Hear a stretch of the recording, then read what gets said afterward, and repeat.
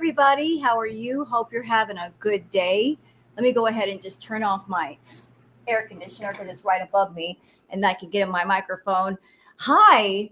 So I was in the middle of my housework. I was sitting here mopping my floors, just trying to clean up my house and get it nice and straightened up. And Foodie Beauty went live. This will be the second time she's gone live. The first time was this morning. She was on very briefly. She was relating that she's feeling very ill. She was ill during her dumpster dive last night, and I guess she's feeling a bit worse. So she's sick. But on top of feeling sick, she's having a full on meltdown right now because of Salah. And she's going off about Salah and how she doesn't like being alone and blah, blah, blah. And this feels like a live that she's going to dirty delete almost as soon as she's done. So we're going to do things a little differently today. I'm going to react to her live while she's live because I don't trust her. I might do the Twitter peeps afterwards if she's done, very shortly. But we're going to do it this way because I want my copy of her live before it's gone. So is that okay? I mean, I'm an OG reactor to Foodie and I know her and my spidey sense keeps telling me this is a dirty delete. She's going to dirty delete this one.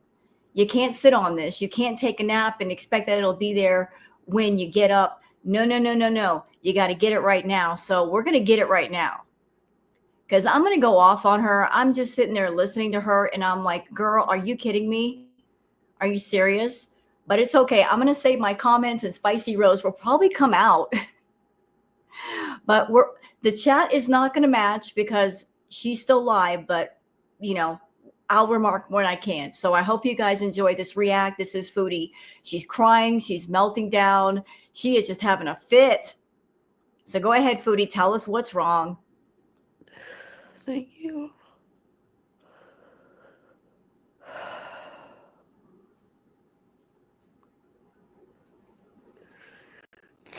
It's just harder than I thought,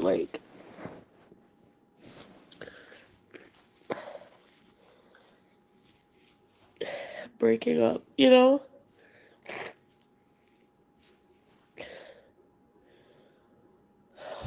I just, sometimes feel like I can't handle the loneliness,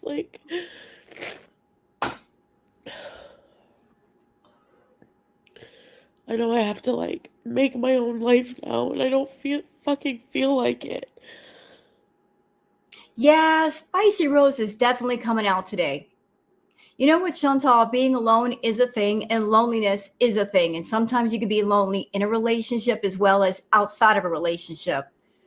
When you're single, you can be lonely. You can get lonely. But you know what you do to get past that loneliness? You fill up your day with things to do. Your problem is you have nothing to do except eat, fart, burp, and take a poop. That's how you fill up your day. Oh, and also going on YouTube and spying on the reactors and the tarot readers to see what they're saying about you. You have nothing to do. Absolutely nothing to do. As I've said before in my reacts, you do not know how to do alone well because you don't give yourself the chance to be alone and be independent and stand on your own 2 feet. Girl, I've been single for years and I'm much older than you and I can do alone well. I've learned to deal. Just keep busy. Keep busy with yourself. You were around somebody for 3 years. He may not have loved you. You may not have loved him, but you had some company for 3 years. And now you're back in Canada and you can't be a child like you were in Kuwait and in the Middle East. You have to do some adulting and you're acting like a petulant child saying, I don't want to be an adult. I don't want to do the adulting. I don't like it. Well, guess what? Adulthood sucks. Sometimes it just sucks, but you got to do it. What choice do you have? Get off your butt and figure it out. I don't feel like doing anything but laying and crying and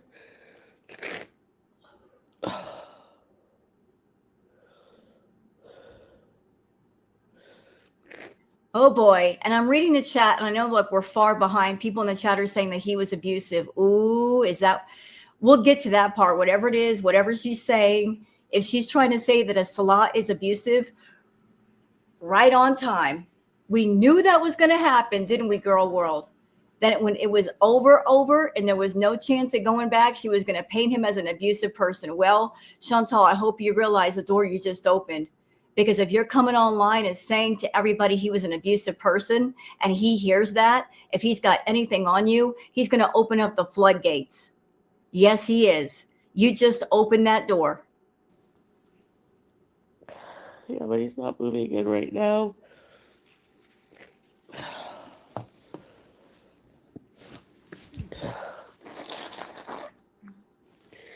I know I try to remind myself that I wasn't happy there either, but I didn't feel lonely, you know?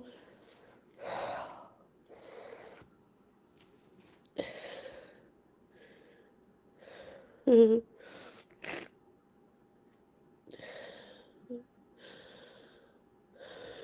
you know what? I'm already ticked off at the chat. They're doing things so one-sided. They're all like, Foodie's the victim. He played her. Let me tell you something. They played each other. Both Salah and Chantal, they are both users. They are both con artists. Can we see the entire picture here, please? Neither one of them are good people. They're both rotten eggs. And they both wanted something different from each other. She wanted companionship. He wanted money. They struck up a business deal. They came to an agreement. They had a sort of an agreement contract going on, and now the agreement is over, and he can go live his life and she can go live her life. The problem is she doesn't want to live her life. She wants her paid companion back, and she doesn't want to acknowledge that he's got a whole other life without her, and she is not included. She wants to hang on to him. Well, you can't always get what you want, but if you try real hard, you get what you need.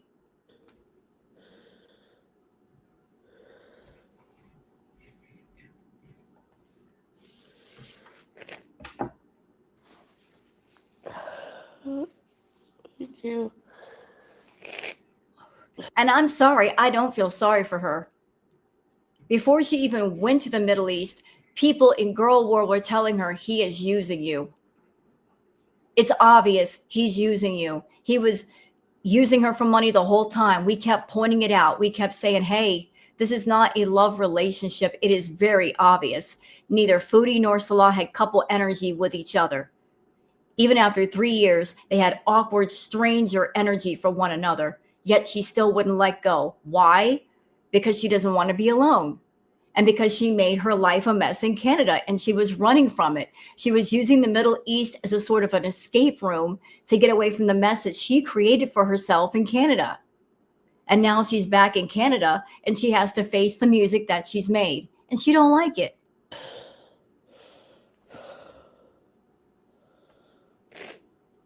What's wrong? What's wrong with not being alone? Like, why is being alone such a good thing? I'll tell you why. From personal experience, if you got issues, if you got baggage, if you know for yourself, you got that self-awareness that you need to focus on yourself. You've got work to do. You need to put yourself under construction. And whatever way you need to fix yourself, whether it's mentally, emotionally, psychologically, you need some time for self-reflection. It is good to be alone, to work on yourself, to make yourself a better person, to be stronger, to be wiser, to be more experienced. It's okay to be alone and focus on you if at the end of it all, you're a better person for the experience.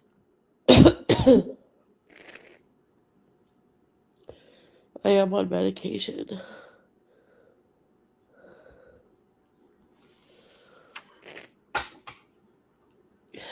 Thanks, Carrie.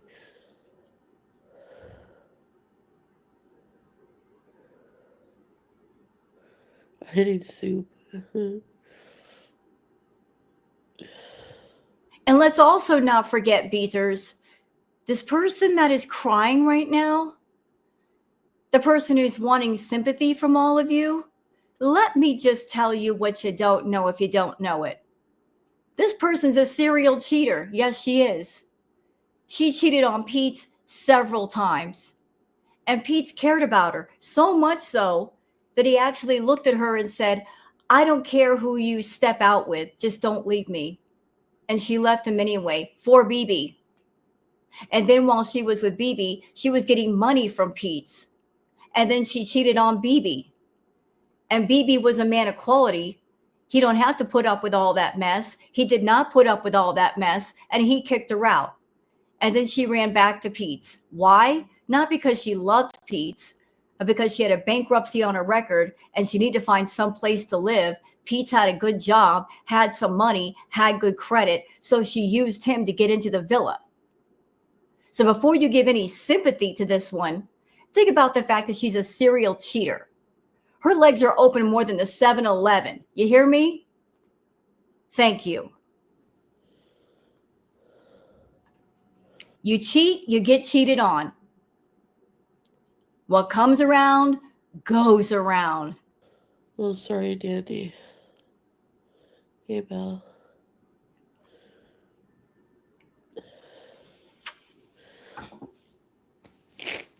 Sorry about this.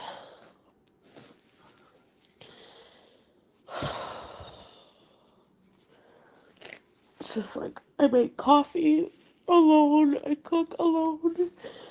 And yeah, you're single. You got to do these things by yourself. You got to learn to be independent. You got to be an adult. Learn how to make your own coffee versus delivering it from Starbucks. Ain't that something? I cook my own food. I make my own coffee. I just made a whole batch of coffee today. Did my laundry, swept my floor, mopped my floor. Adulting. It's a thing. It's just like there's no joy. There's no reason to cry over it, though. You just get it and get it done. It's more comfortable here, yeah, but it's so fucking boring. Not even boring, just like, I don't know. I just feel like I don't give a shit about anything. You're acting like a petulant baby. You know that? You're pitching a fit. You're what my grandma would call a hissy fit. You're having yourself a little hissy fit. You're having a hissy fit because obviously you putting on the abaya and putting on the hijab wasn't because you want to be a Muslim woman and have the faith in your heart. You were doing it to appease Salah. You were wanting his attention. The day before that, you messed up. You came on camera, letting it all hang out, half naked, wrapped in a bed sheet, being a mess. And then the next day, you had some regrets about that. You were trying to get his attention. Maybe he's not been talking to you or barely talking to you. So maybe yesterday was all about, I'm going to show him the good girl, Chantal. I'm going to put on the hijab and the abaya and be the good girl. See, Salah, I can be modest. I can cover myself up. I can be independent. I can go and get my own groceries instead of fast food. It was all an act. Because that's not really you. You're full on feral. Always have been. You were pretending to be something you were not for the sake of a man. And now reality is starting to crash through, isn't it? That he's thousands of miles away. He's living his life. He's not in love with you. He was never in love with you. He ain't going to be in love with you. It was strictly a money relationship. What? Do you think he really wants you back right now? Girl, you've been in Canada for how long? Not that long. And you've been spending money like it's going out of style. $10,000 plus spent already. You're getting close to broke. You probably don't even have enough money to last until payday. And if you ain't got money, especially to give to him, why is he going to get you back? Why would he want you back if it was a money relationship and you ain't got none? Come on now. And the same thing goes for Nader as well. Yeah, I'm going to bring up his name because you've been trying to get his attention too. So are you freaking out because your two sugar babies don't want nothing to do with you because you ain't got no sugar? Well, if you base a relationship on sugar, you better have sugar in the sugar bowl. You hear me? And you ain't got none. You're running out. All you got left is tea, but it's tea without the sugar.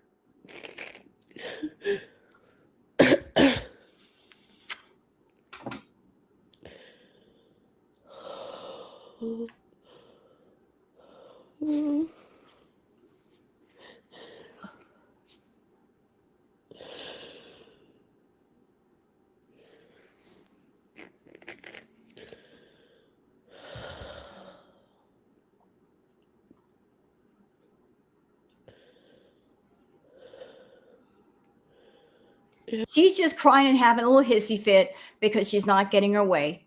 She's trying everything to get his attention, and he's not giving it to her. He ain't picking up her phone calls. He's not answering her text, and she's having herself a little hissy fit.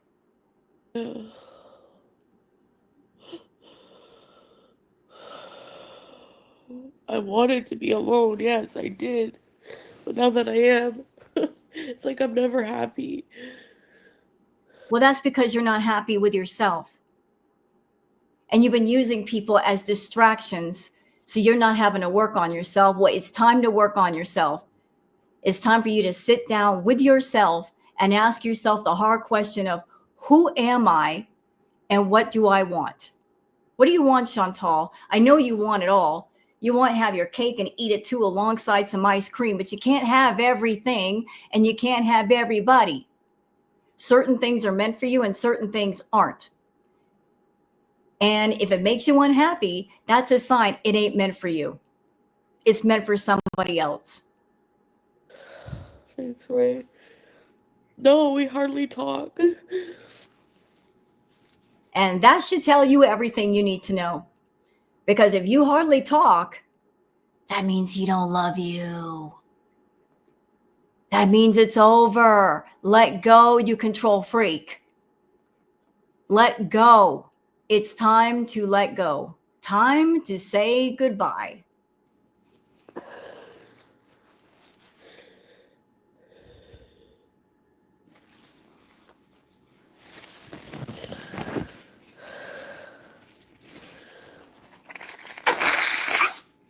It's like the one person, like, I want to be there for me is not.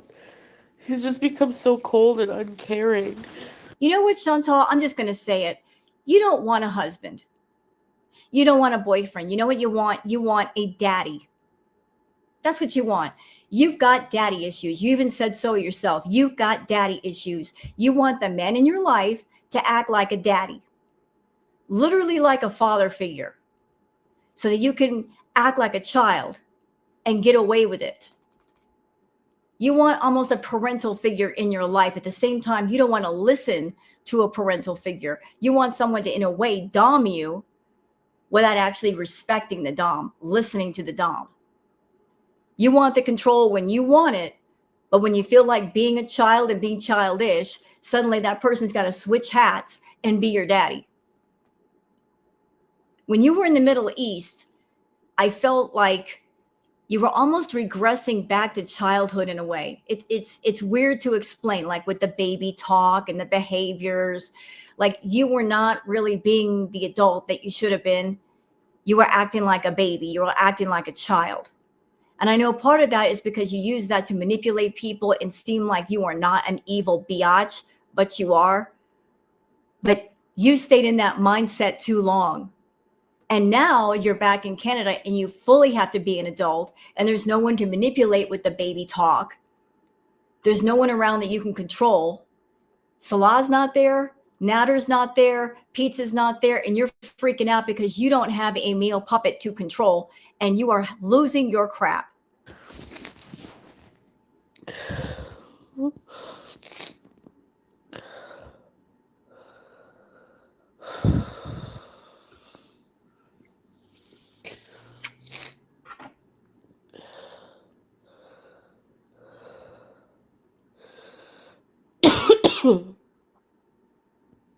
No, we're done. Yeah, you are.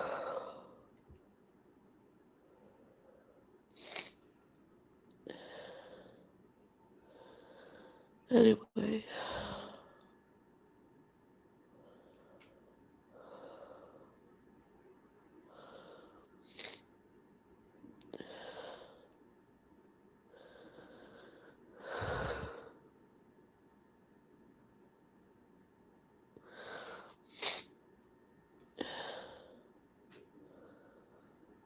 And can I just say, Chantal, that I'm going to gather up all your tears and use them to sweeten my coffee later on. I'm just gathering all the up now because I'm going to save that for my favorite creamer. I love that the most for you.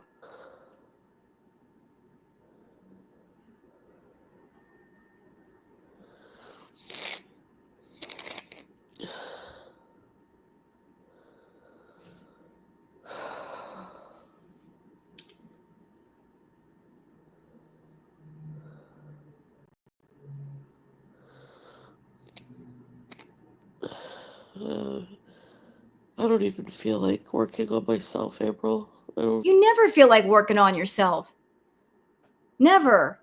Even before you went to the Middle East, you didn't feel like working on yourself, and you had all the time, the room, the money, the opportunity to fix yourself. That's why I have no sympathy for you, Chantal. Absolutely none. Zero. Nada. Nothing. Nothing. You'll get no sympathy over here from me and my viewers. Girl, during Crackhead Olympics, you were making $20,000 to $30,000 a month. Don't talk to me. Okay? Just don't. You've been on YouTube for 10 years, and the money that you have made off YouTube, you could have fixed pretty much all of yourself. You could have gone to therapy. You could have gotten your health together. You could have fixed your teeth. You could have done everything. You did nothing. You wasted it. You wasted that cornucopia of plenty that the universe handed to you, and now you got nothing left. But you had it. You had it, and you wasted it, and you ain't getting it back. And you being the big stupid idiot that you are, you went to the Middle East for 3 years with the arrogant thought that you could just come back to Canada at any given time. And no matter when you showed up, the moment you hit the ground, people were going to be throwing money at you. You'd be making big money off of Google AdSense and your Beezers. And guess what? Guess what? You stayed gone too long, way too long. And you milked all of that money out of your Beezers before you left. And now they have none left. And your content is boring. You're over there trying to rehash the past, thinking that's going to work, and it's not working. Everything you're trying is not working because it's old. It's played out. We've seen it before. We've heard it before. Okay? The time of lazy content is done. You want people to watch? Give them something worth watching. You want them to talk about you? Give them something worth talking about. Because this crap of keeping your camera off or sitting there doing your mukbangs, no ma'am. It's done. It's a done deal. Get off your butt and do something. I feel like it. I don't know what to do with myself. Figure it out.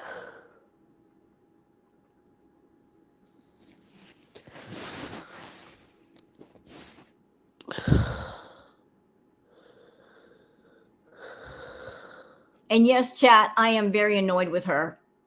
Y'all got to understand. I am far older than Chantal, and I came here. I moved in with nothing, and I made it. I made a life for myself here. Why can't she? And she makes far more than I do, and she's got far more resources and opportunity. If I can do it, she can do it. She just doesn't want to do it. It's not that she doesn't have the means or the resources or the time or the money. She's got everything she needs. I'm tired of her excuses. I am tired of her whining. I'm tired of her crying. If she wants to sit in a little pity puddle and have herself a little pity party, let her do it, but don't give her sympathy. Don't blow up balloons. Don't bring her a cake. Don't put the candles on the cake. Just let her sit in a pity puddle and cry herself to sleep. Let her do it.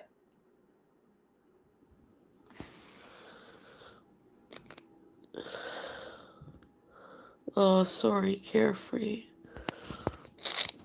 And this better not be another doggone scam where you're telling people it's really over and he's not giving me attention. And this leads to another grift. Stop grifting. Stop taking money from people. We're entering the holiday season. People need that money. A lot of people are losing their jobs, having their hours cut. Their SNAP benefits have disappeared. They're just struggling to make it. Stop taking people's money, Chantal. Quit it.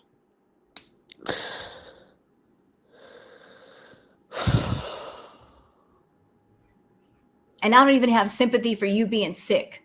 You've been sick for the longest. If you were concerned for your health, you should have gone to the hospital and gotten checked out by now.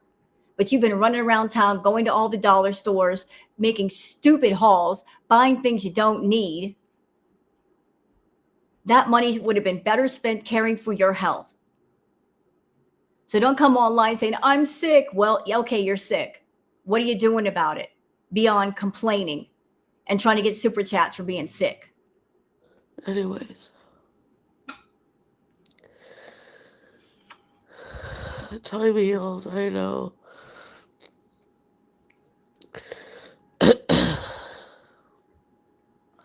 Yeah, Kanina. I don't know. I can't even go out because I don't understand the bus system here. I don't. I'm sick for God knows how long.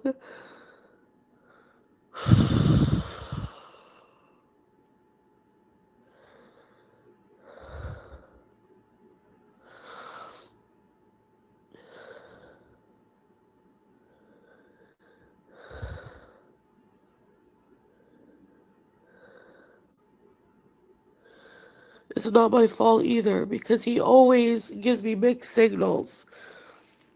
And then I'm like confused. Like, do I even want that? Like, what do I want?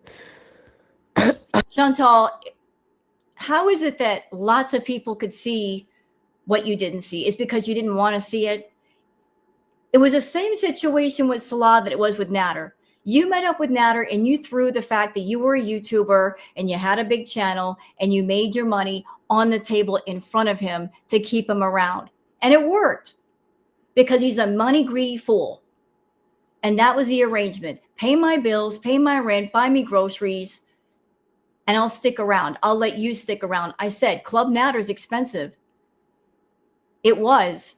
And for you to keep going to Club Natter, you had to pay your membership fee every month, had to pay his bills every month. You didn't learn from your lesson with Natter and you went to summer school with Salah. Same situation, different person. You didn't learn. So the universe said, I guess this one's extra stupid. I guess she needs to be taught a second time. Did you learn this time? Is it sinking in? Did you finally get it? I guess we'll find out. Like,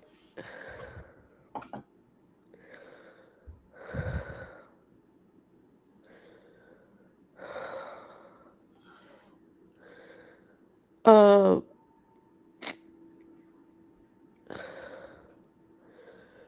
yeah.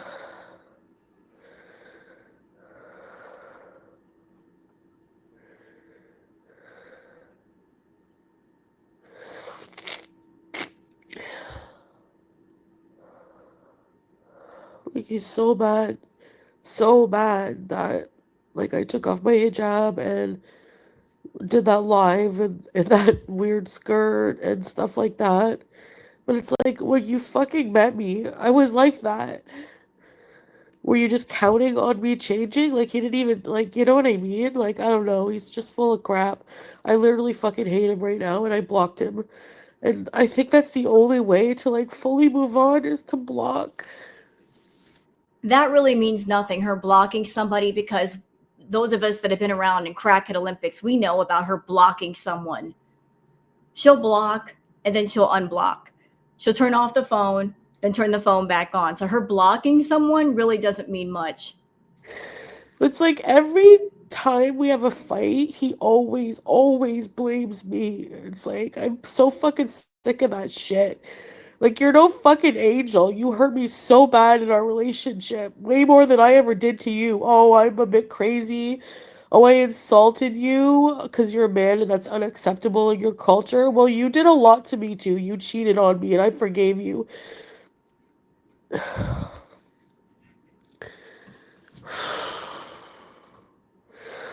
Well, Chantal, I don't know exactly all that Salah has done to you, but again, let's see the entire picture. Let's talk about the person that you are.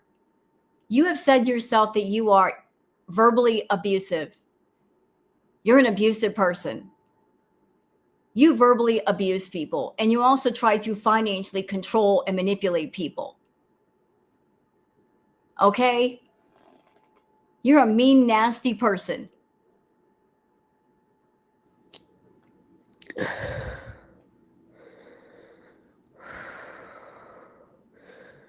No, it's not Islam, it's him. Did he change for you? Well, he sacrificed relationships with some of his family members because they didn't approve of it. But other than that, no.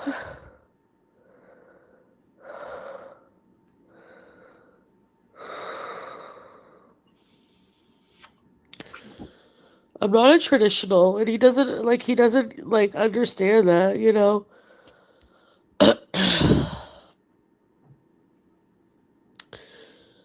Yeah, I don't know. And by the way, fam, I'm not skipping through any of this. This is too delicious to skip through. I deserve this. All of you on my channel, we deserve this. 3 years of boredom in the Middle East. It's over. It's time for everybody to come to the table, have a seat, sit down. Ladies and gentlemen, it's time for the dessert. The dessert cart is rolling on through the room and we all get a piece of cake. Let's eat.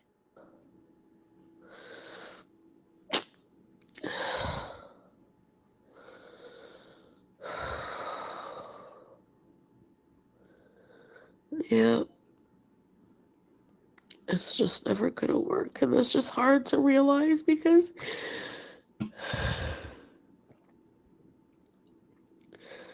it's like here I am back to square one, alone in a fucking apartment. But you knew that was going to happen. You had to know you couldn't stay in the Middle East forever, that this arrangement between you and Salah was not going to last forever. And at some point, this was going to happen. Your problem is you never planned for this day.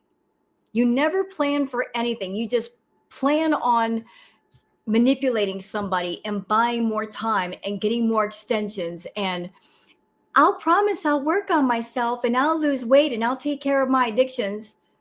And that buy you maybe a few more weeks or a few more months, but it's not going to last forever. You have to know if you're around someone and they are much different than you and you're not really in a relationship, at some point, they're going to want their own life back. They're going to want to be around their family. They may want to have a family. They may want to have a relationship with someone and have a child. And you will not be a part of it. You just can't attach yourself to someone like a tick and keep sucking the blood off of them. At some point, they're going to reach down, grab you, and throw you to the side so that you can stop feeding off of them. Keep in block future, you will be thankful. I don't know.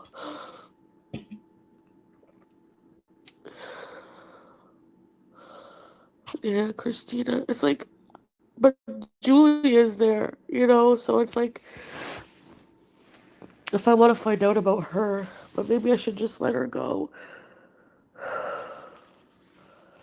You never cared about that cat.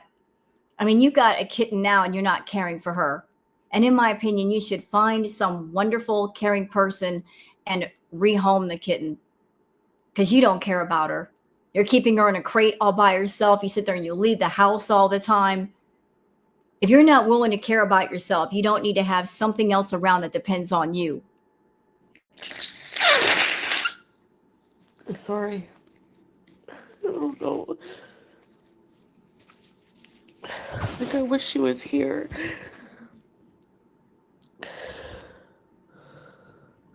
Even if he was there, Foodie, what would the two of you be doing? What did the two of you do together over in the Middle East? Seriously, he's an active person. He likes to go out. He likes to do things. What do you like to do?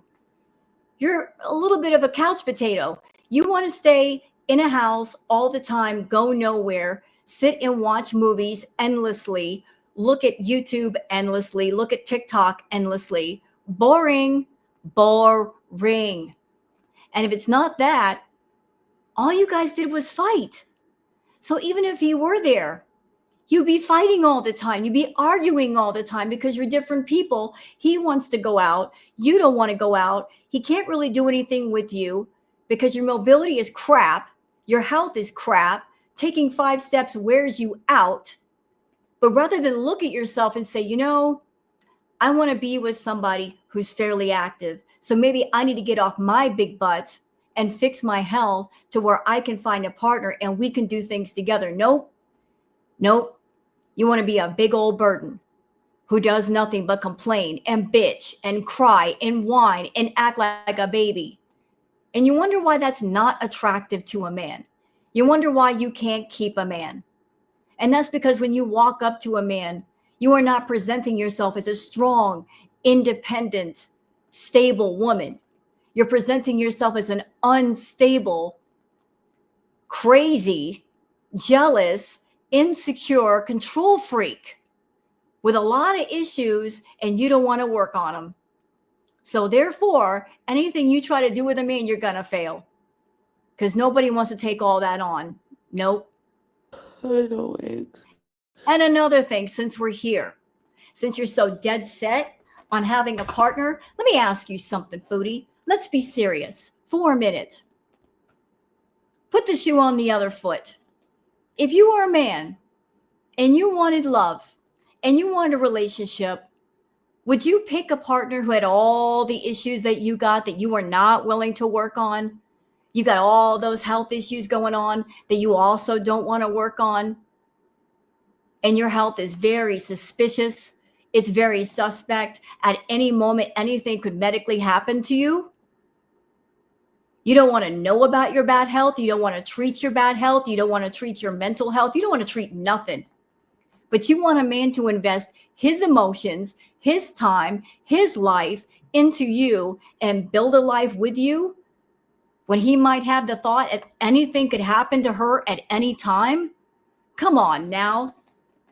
Nobody wants to go deep like that with somebody who's an unstable hurricane. No, absolutely not. I know I have everything I wanted, and I'm still not happy.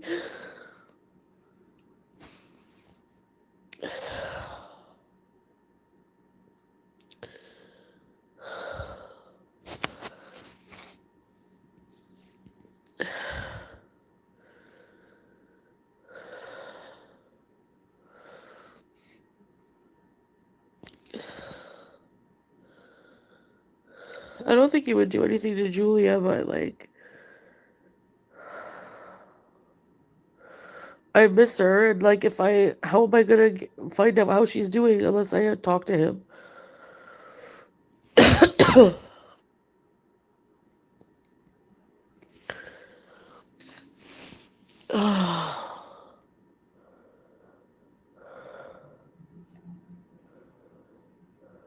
Yeah.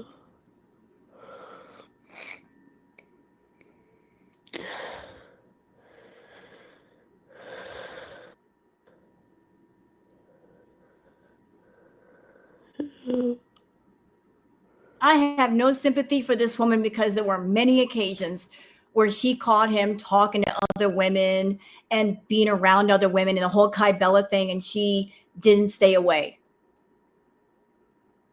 After it became very, very clear that he was not interested in her, he was interested in others, staying with him at that point was a choice. She chose to stay.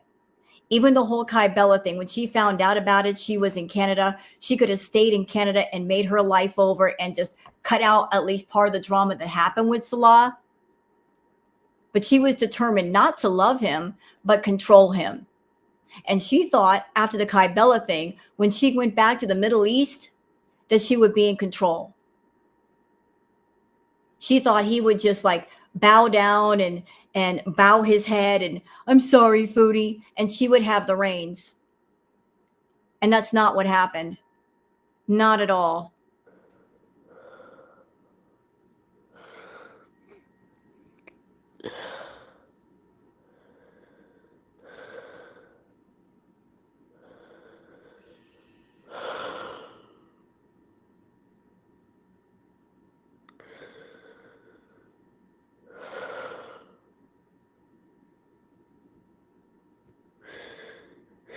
Yeah, he did threaten me because we were fighting so bad at the end.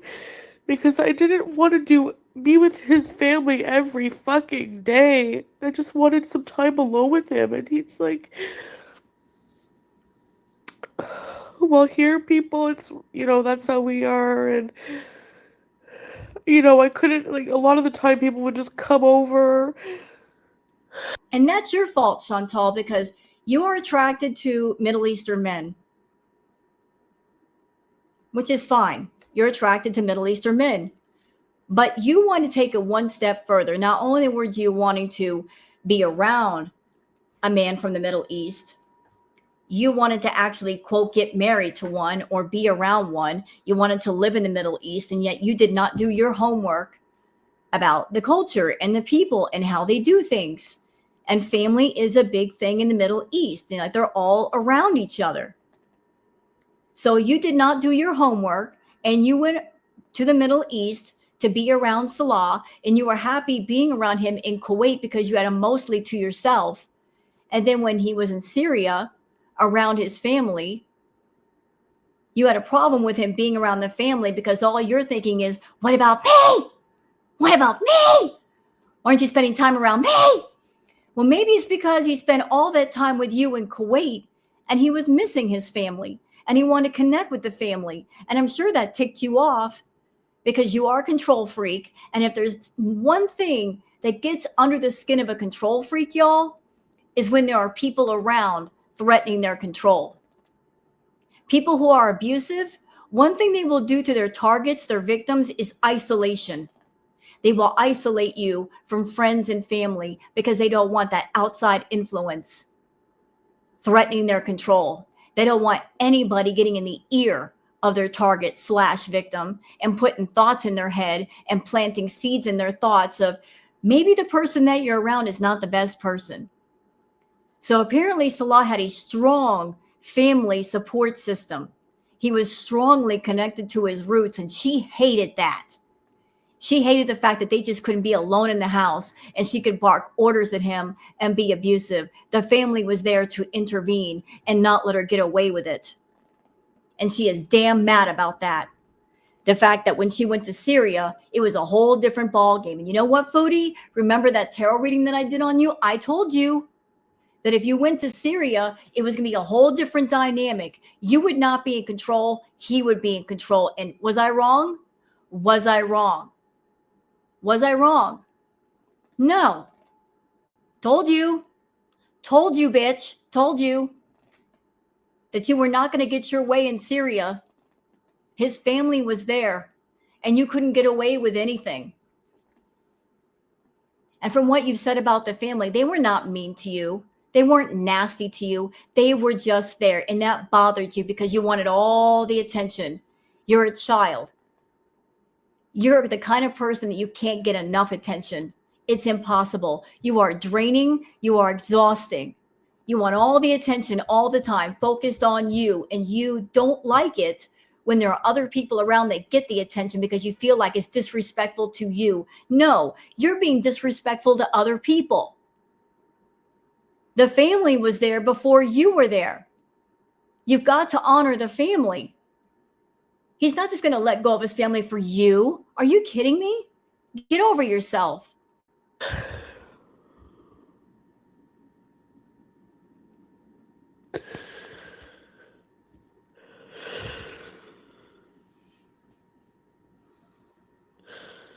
Yeah.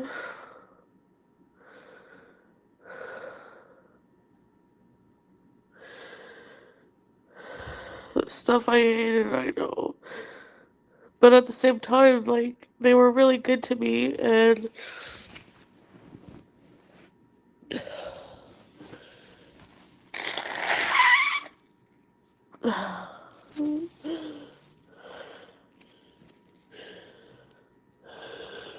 yeah, I should be first.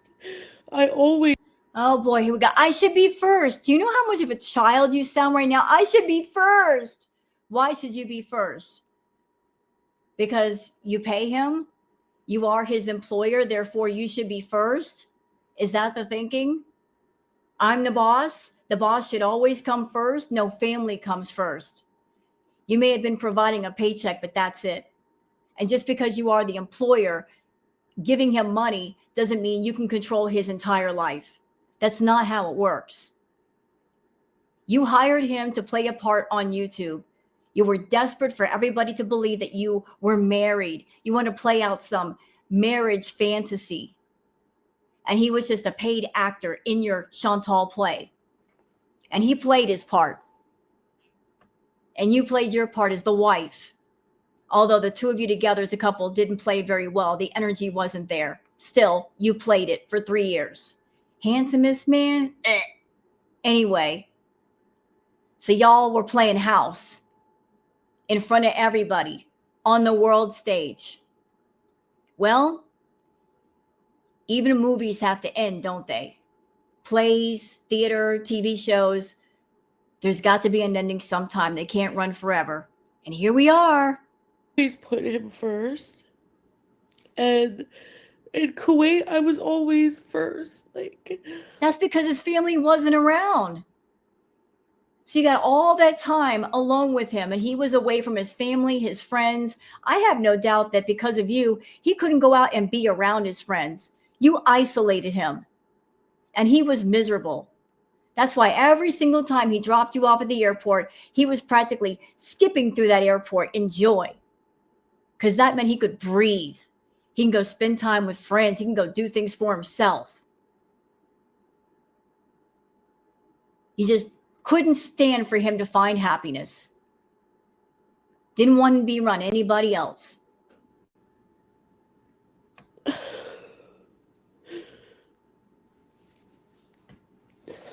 hi, sweetheart. Hi, baby. Hi. Dude.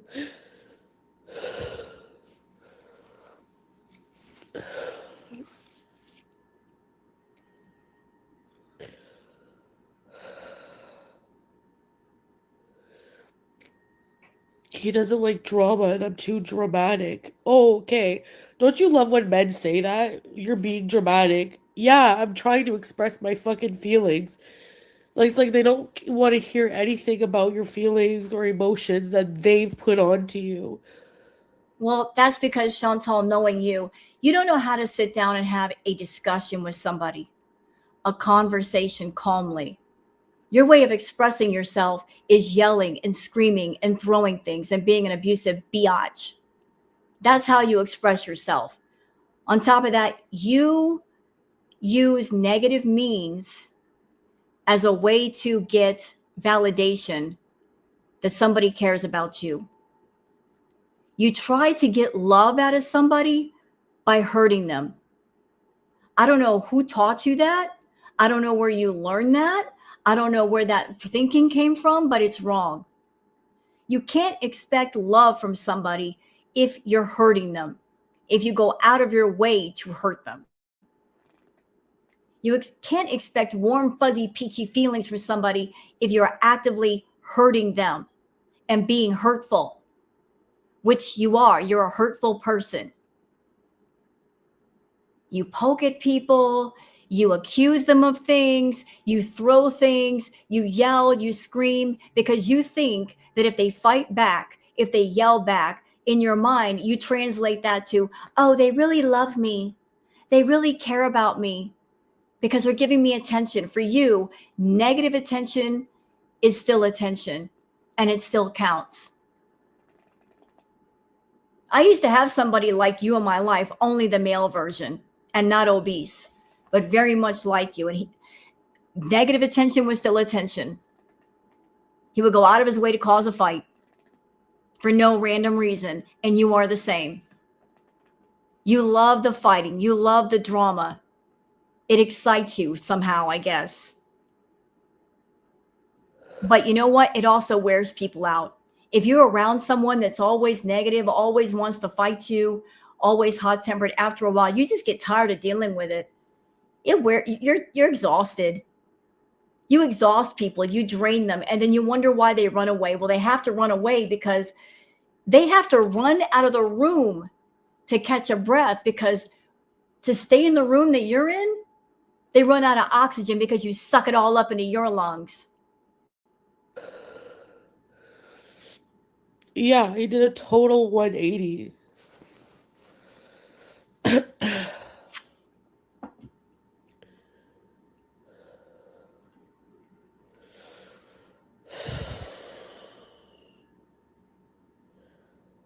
Yeah.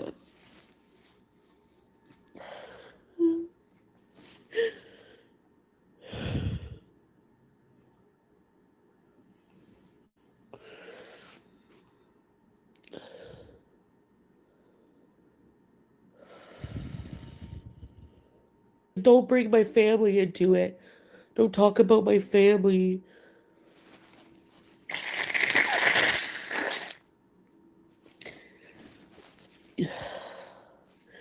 He's a liar because I'm like, did you? One day, I was just feeling like over it and I wanted to get the hell out of there. And I was like, you know what? Maybe it is selfish of me. Like, I let my own insecurity try to justify him having another wife and having children. Does that mean he has another wife and child right now? Is that what she's saying? So I was like, and then one day he brought up, I swear, I'm not crazy. Like, I thought he mentioned some of his family members starting to hate him because he's not having kids. And then I was like, I brought that up the other day. And he's like, I never said that. Oh, no, he never mentioned. He said he just wants to be alone. Yeah, right. Chantal, I can't believe that you being a scammer and a con artist and a liar and manipulator, you would think that you could recognize your own kind. You would think that you would recognize the tactics that a con artist does, the lies they tell, since you tell the same lies. I can't believe that while you were with Nads and now that you've been with Salah, that it just never clicked on in your brain, did it? That because you're the sugar mama, he knew how to walk that type wire with you. He knew what to say to you to get the money out of you. He knew how to handle you with kid gloves to keep you at bay and keep the paychecks rolling in. A scammer is going to say what they think they need to say to get what they want. I can't believe that you just can't see that.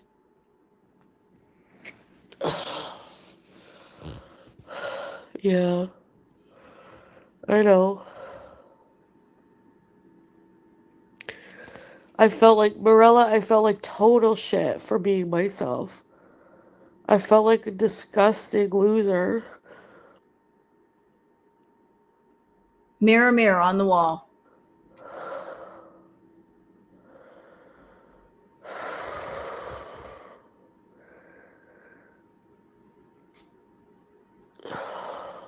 Chantal, could you back up away from the microphone and stop with all the Darth Vader breathing, please? Thanks. I'm not trying to bash him, Vamp Diva. I'm just trying to speak my mind, you know? I have no one. I don't want to talk to, like, I've talked to people in my real life about it, but But the one person you won't talk to is a therapist. And that's who you should really be talking to, is a therapist, not your beezers. They are not your doctors. They are not your therapists. They can't help you. And even if Dr. Now were in the chat right now, ready to work with you for free, would you take his advice? Would you listen to him? No, because you're not ready to listen. You don't want to listen to people. You think you have all the answers. Well, if you have all the answers, why is your life so effed up? Explain, please. Why is it so effed up? If you have all the answers, if you know what you're doing, you're on top of it, why are you at the bottom? I guess that means you don't have all the answers. I guess that means other people might have some answers for you. But first, you got to get the cooking oil out of your ears and actually listen. Watched you try so hard to be what he wants. What about what you need and want? It's not. It's so one-sided. Thank you, Trixie. I think he's used to being around women who suppress their emotions, like,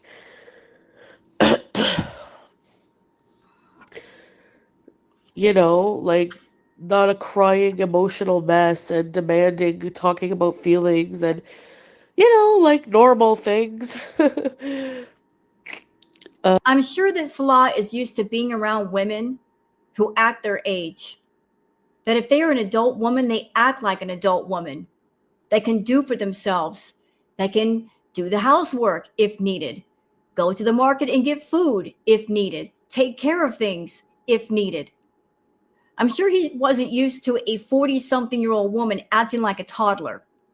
can't do anything for herself, complains all the time, constantly needed food at 2 o'clock in the morning. I'm sure he's not used to that. And it was very exhausting for him. Uh, Thank you, Samantha.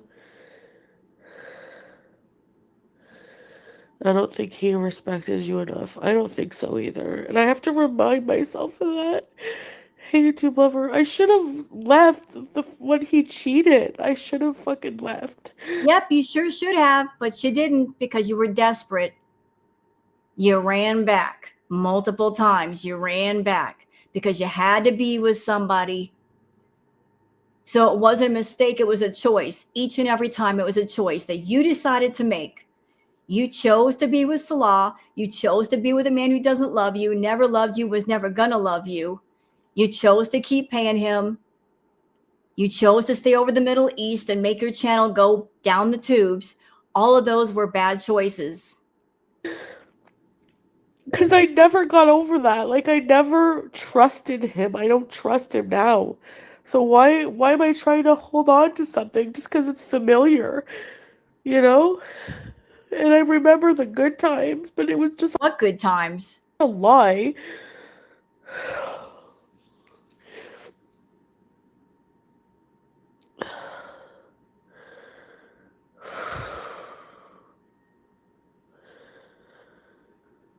You know what? You know what I want? I'm going to try to manifest this through thought. I hope that Salah hears about this stream and he comes online and gives his side of the story. She's opened the door to that happening, so let it happen. No, he doesn't expect that. I say that. I say, after what happened, you shouldn't expect me to just trust you. I swear on this and that. Wallah, I'm not. I've never talk to anybody ever again.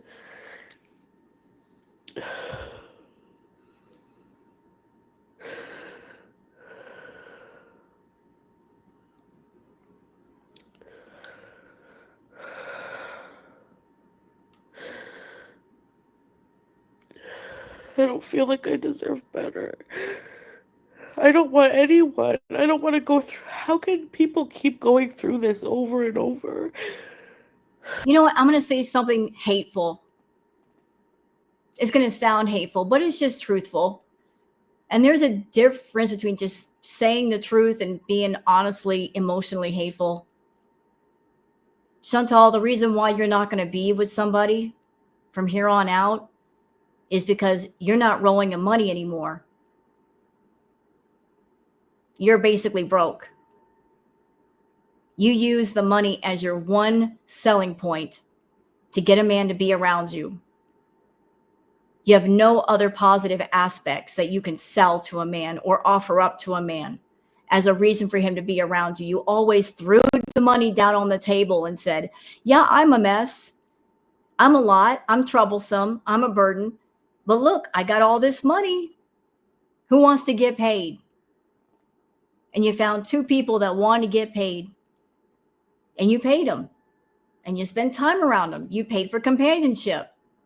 First in the Club Nader and then the Club Salah. You paid your membership fees. But you didn't have fun at the clubs, did you? And now your money is run dry. And you can't go to the club anymore. You can't get past the velvet rope. They won't let you in. And you're standing on the sidewalk mad.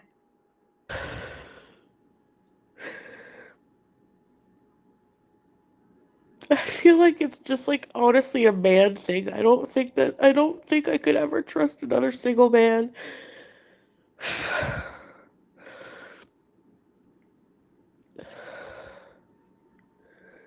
Oh, here's a good question. Lurking says, why haven't you removed my husband's channel from your links? Why haven't you done that, Chantal? Why are you still promoting him if it's over? What's up with that? Yeah.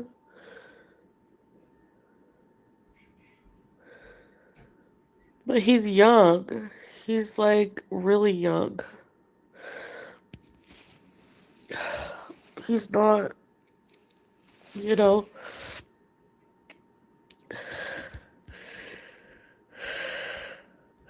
Thank you, Carrie. And even if Salah straight up used her, which I don't believe, I think they used each other. I think it went both ways. They just used each other for different reasons. Even if Salah used her for all of her money, took her money and fixed up the family home, and then said, see ya, I'm okay with that. I'm okay with that because of the way before Salah, she used other people, the way that she runs through people, and she has run through people. I ain't got sympathy for somebody who runs through people and then they get run through. Karma's a bitch. So if you got used, I'm okay with it. You get what you give. You reap what you shall sow. And right now it's a bitter harvest. Eat up, Chantal. Men never grow up. Well, in their culture, they do unknown. They don't, Katie. Now's the time to think about a different man. I know, but we believe the fairy tale instead of being clever. Yeah, right?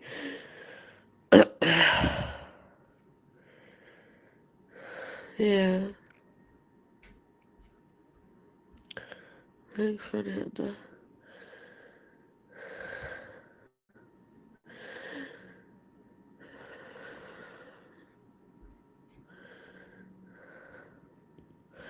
Because, like, a part of me, like, wonders, like, I was so forgiving about what happened because I didn't want to leave him, but also I wanted to give him another chance. And also, I felt, like, sympathetic to his situation, being younger and oppressed. Oh, shut up.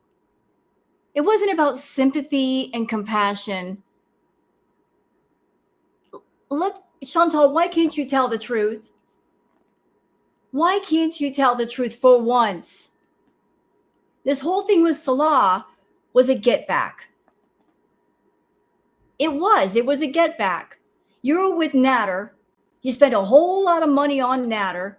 You tried to maneuver Natter into a relationship that he didn't want with you. It was strictly a business relationship with Natter that you wanted to turn personal, that you felt entitled to, because that's your way of thinking. If I spend a lot of money on a guy, therefore he belongs to me. He's an object and I own him. You can't own people and you can't buy love, stupid. It just is not going to happen. But that's the way you were thinking. You felt entitled to Natter. You felt like you had some kind of ownership over him. And you found out the hard way that wasn't the case. So you jumped over from Natter over to Salah. You settled for Salah because you couldn't get with Natter, but you never stopped being obsessed with Natter. You always wanted him. You couldn't get to him. You could never win that challenge. But Salah was a screw you, Natter. I'm with a guy who's younger than you, a bit more attractive than you, and I'm going to give him everything that I gave you. I'm going to create a channel for him, and we're going to make money together. It was a whole bunch of middle fingers all at once. And guess what? Natter didn't care. Were you doing all that to see if Natter would get desperate and contact you and say, no, Foodie, come back. I'm sorry. Were you doing it as a control tactic to get control of him? Well, that failed. And because you carried on with Salah in front of the world stage, you had to keep on with it or look twice the fool. So you kept it going for 3 years. And here we are. You're twice the fool. Actually, you're 3 times the fool. Because not only were you the great pretender in a relationship, you tanked your channel. Congratulations. You killed 2 birds with 1 stone. Sexuality wise, and like, he's human, you know? But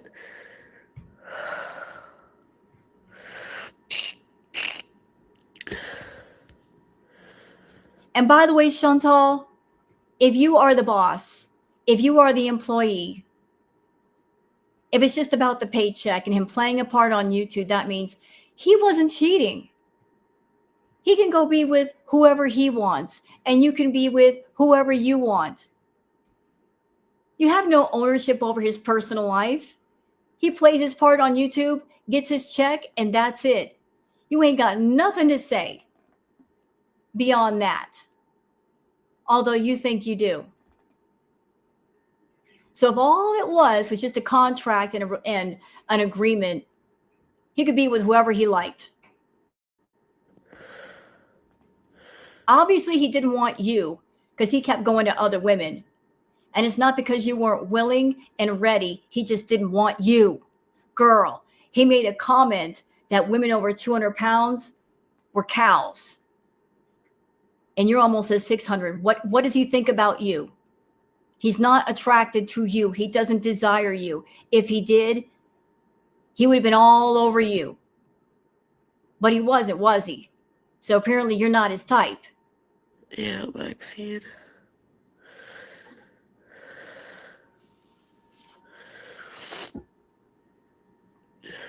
Yeah, thank you. Anyway.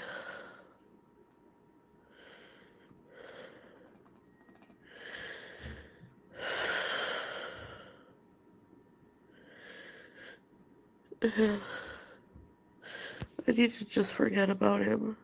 It's unfortunate that Julia is there. Maybe someday. I don't know. This stream today, y'all, this is not about a broken heart. This is not about a love lost. This is about a control freak losing control. This is a narc breakdown. This is a narc meltdown of epic degree. I have lost control of that person. I no longer have puppet strings on them. They're moving on with their life. I can't do anything about it. I can't really say anything about it. I can't stop it. I can't slow it down. I have to let go. She's never dealt with this before. She's never been in the position where she has no control. And she's not liking it. I just have to forget about them because I can't unblock him and even talk to him at all because it's just hard.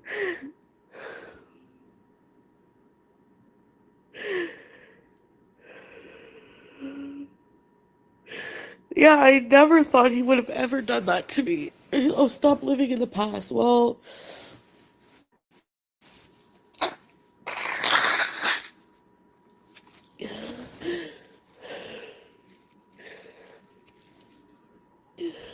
and I know a lot of people are in the chat saying, go to Pete's, go be with Pete's.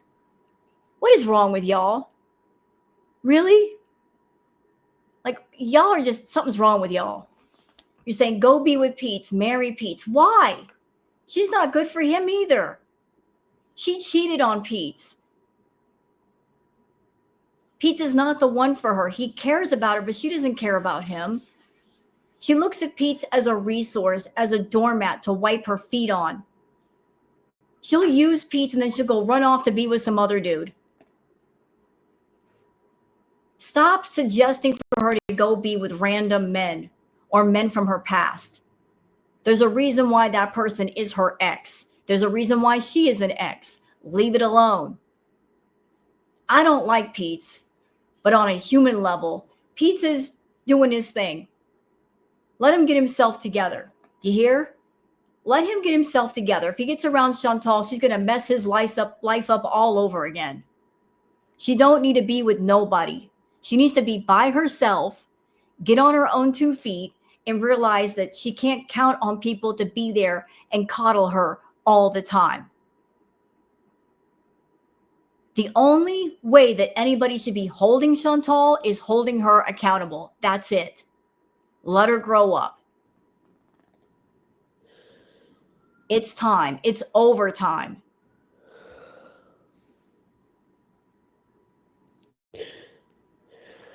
Yeah.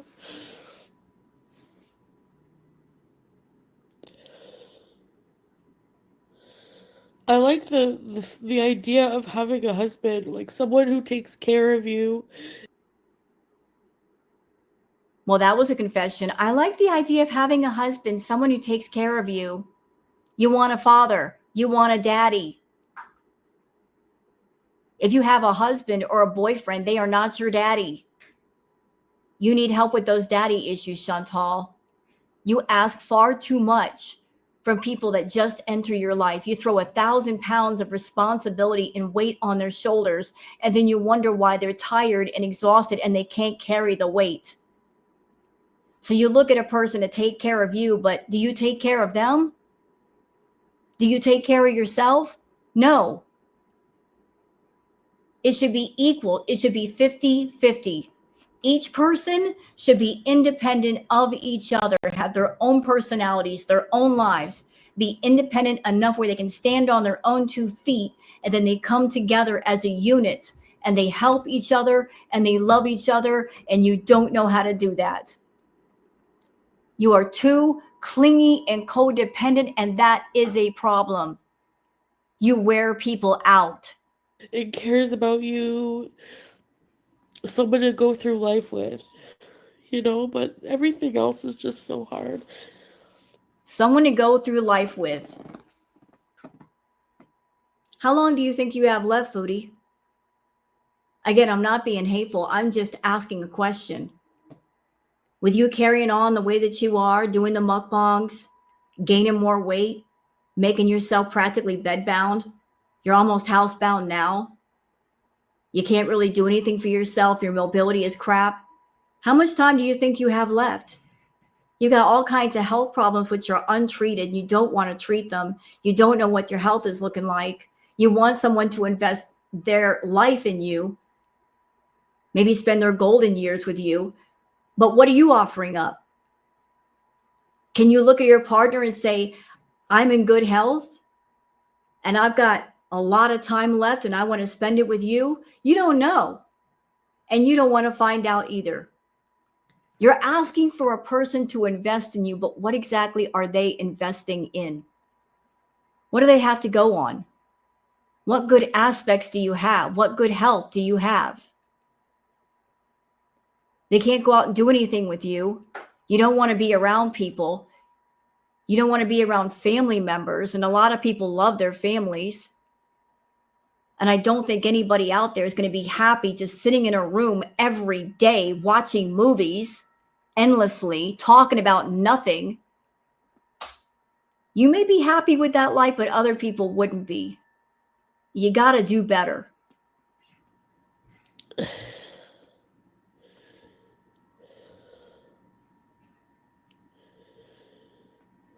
And I know, like, the minute he went to Syria, his friggin' family. Ooh, the resentment in her voice. Do you hear that? His family. Oh my gosh. The jealousy in her voice. The seething evil in her voice. His family. Wow, girl. Resentful of his family. Resentful of the outside influence. Resentful of the love and the connection to family. Dang. You know what you are, Chantal? You're not a woman. You're not a grown woman. You are a jealous child. You're talking like a jealous child. Resentful of anything or anyone that gets attention. You've been like that for years. You've never sought treatment for that, and you should. Always about yourself. Me, me, me, me, me. I. Resentful of family, of connections, of relationships, of friendships, of anything that takes attention away from you. And what is it about you that you need so much attention? You sit in a room, you do nothing. You go nowhere. Why do you need so much attention? Who judge me so bad.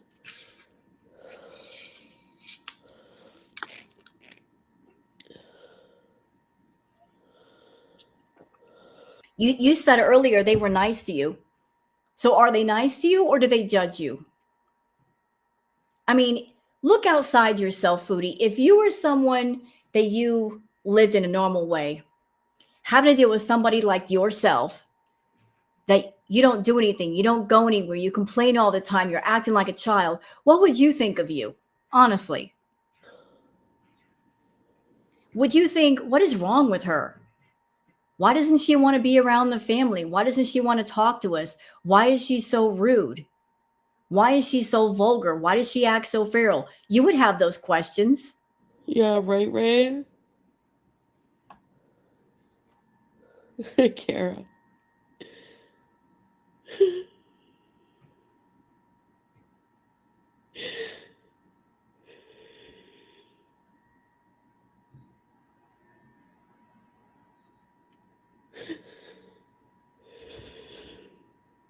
Anyway.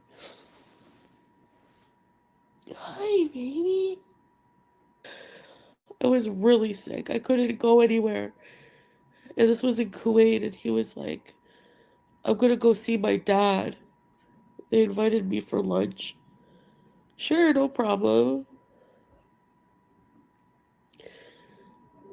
So he want to go spend time with his father. That's normal.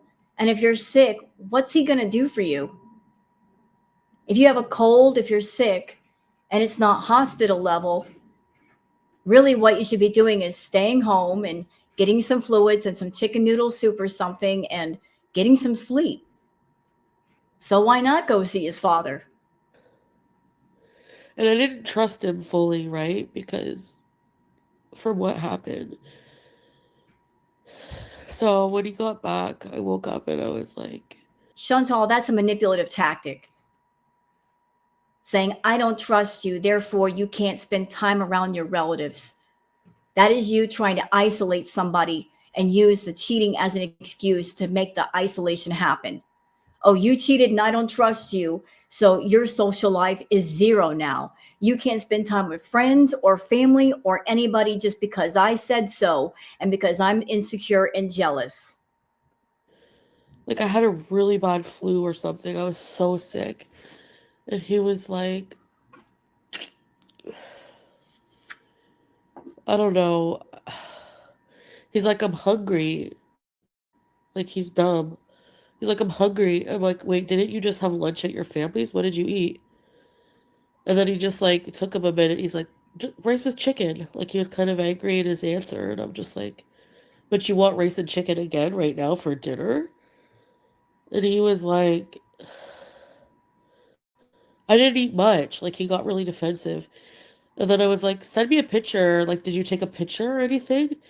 Anyway, he sends me a picture of like a mosque near where his family lived, his dad lived. Something didn't feel right. I don't know how much longer later, like maybe a month later, he fell asleep with his phone open. So maybe it's wrong to do that, but I didn't trust him. So I checked it, and there was photos of him and this like non-hijabi like Arab girl at a restaurant.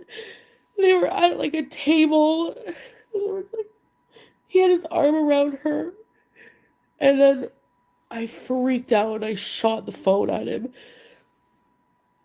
And I was like, you motherfucker, like just freaking out. And he got up. I left the apartment. I was like, I'm leaving you. You are such a fucking disgusting liar. Haram. And then he was like making excuses, like, no, I love you. That was just a friend. It was just a friend I used to work with. I haven't seen her in a while, and I needed to tell you because I knew you would freak out. I'm like, how come you hang you if you freak out if I have a hair showing, and you go and have a fucking coffee or whatever the fuck you're doing with a non-hijabi? Oh well, she's not my wife. She's just a friend. I would never be with a non-hijabi.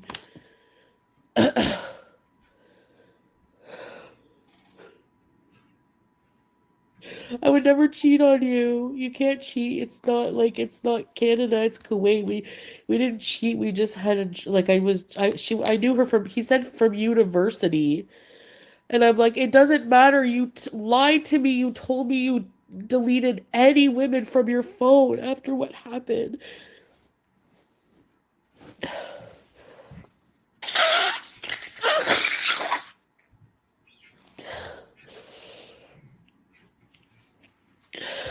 I don't know what happened that day. He could have cheated or been with a woman intimately, depending on if they were married or not, if he cheated or not. But it could have been him just going out and having dinner with somebody. If you're around someone that they are extremely jealous and insecure, of course you're going to lie to keep the peace, just so you can have a social life.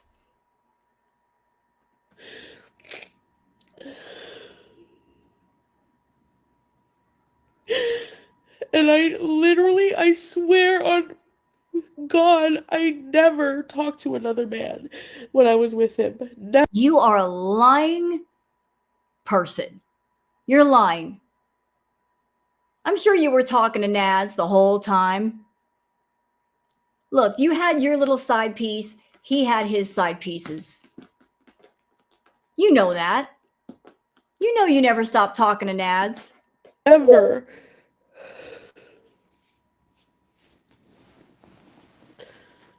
You never stopped talking to Nads. And I know this because every time I do a reading on you, Foodie, his energy is right there. I don't even want to read on the dude, and he just comes up in your energy. It's really weird. Like, I'll just try to do a reading just on you, not focus on him, and he just comes crashing through. He pops up in those cards every single time. And I feel the reason for that is because he's so much on your mind. He's so much in your thoughts, like you're focused on him, that your energy and his are just kind of like intermingled. You never stop focusing on Nads. Hey, Nina.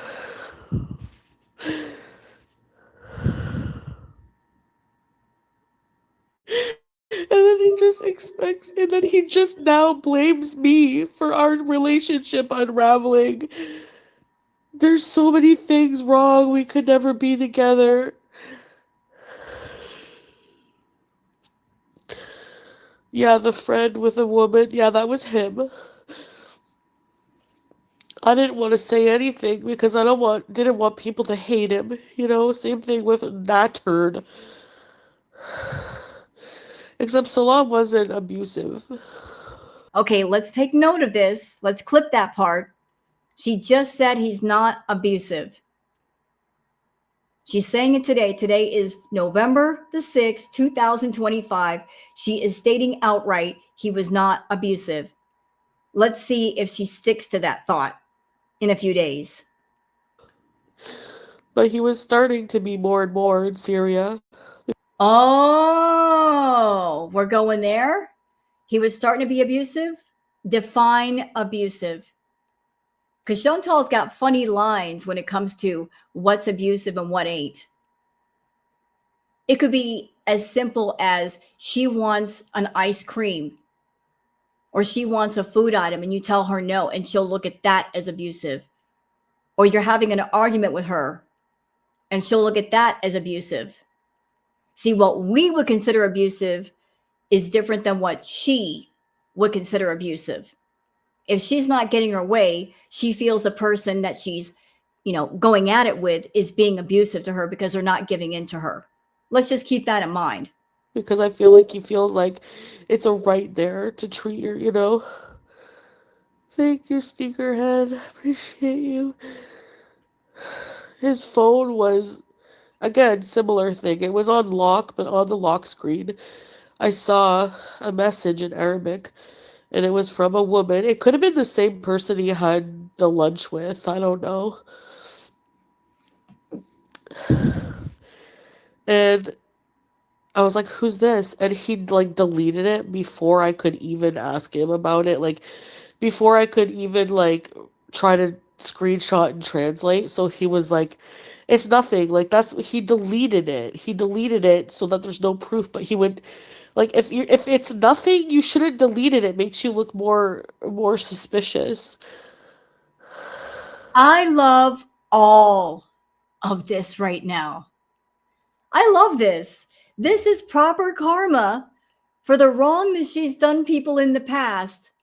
She likes to live in the past. Well, sometimes the things you do in the past come back and haunt you later. All the cheating that she's done on previous partners, all the wrong that she did to Pete and BB, It's coming back to bark and bite her in the butt. Love that for her. Love it so much.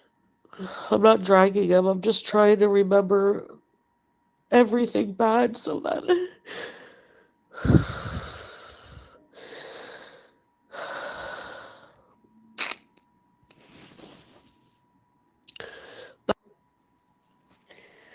you don't take customers to lunch. I know. I wonder why. Ooh, she's getting loud. Thanks, Lola. A motherly figure, yeah. Maybe. Murad? Why bring him into it?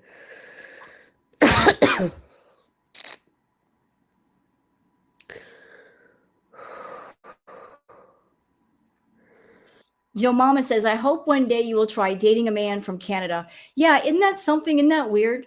She's in Canada, and Canada is a big place. Surely there's a man in Canada that wants to date her. Why is it that Chantal always goes for men and talks to men in other countries? I've got a working theory. My theory is this: she could date a man in Canada. Perhaps there is one in Canada that might want to be with her. But Chantal has impossibly high standards of what she wants a man to look like. Whoever that man is, he's got to look like an Instagram model, although, she's not in the best of shape. She expects her partner to be a trophy. That's number one. And number two, she goes for men that are nowhere close to her. Why? Because if the man were anywhere close to her, then that would mean if he's close, then they could meet up and he could talk to her and see what she really looks like and get a sense about her and probably run the other way. But as long as she's involved with a man who's far away from her, she can catfish the crap out of him, project a false image of herself, tell a bunch of lies, and get away with it. And she can get attention from that man and she could pull the wool over his eyes for a time. But if the man were local, she couldn't do that. So she likes to live in a world of lies and fantasy. But up close, she couldn't accomplish that. Yeah. I literally don't think there's any other woman in the world who would do like for him because he's not I don't know. You're right. No other woman in the world would do for him what you did because they're smart enough not to do it. And I can't believe you never had the thought in your head, here's this guy in the Middle East. He's okay looking. How is it that he's in the Middle East and there is no hijabi nor non-hijabi woman that's involved with him? There has to be a reason.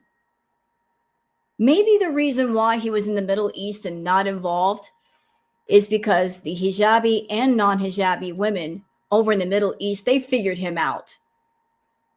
They scoped him out and they figured him out and said, this one's a loser. This one's a lemon. This one's a dud. Not worth it.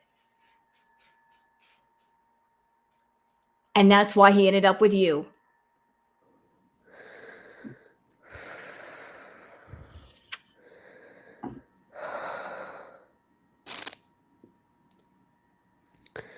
Thanks, Carefree. And it's just hard. Moving on. And I fucking hate men. Like, I'm such a man hater now. I don't know. I'm like a femcel. Because of this shit. Woo! Let it out, Chantal. Let it go, let it go, let it go. Come on, girl. It's been months. You've been swallowing all of this hate and resentment. It's just sitting in your belly. Let it come out. Like, you did this to me. I was nothing but fucking loyal to you. Oh, shut up. You did this to me.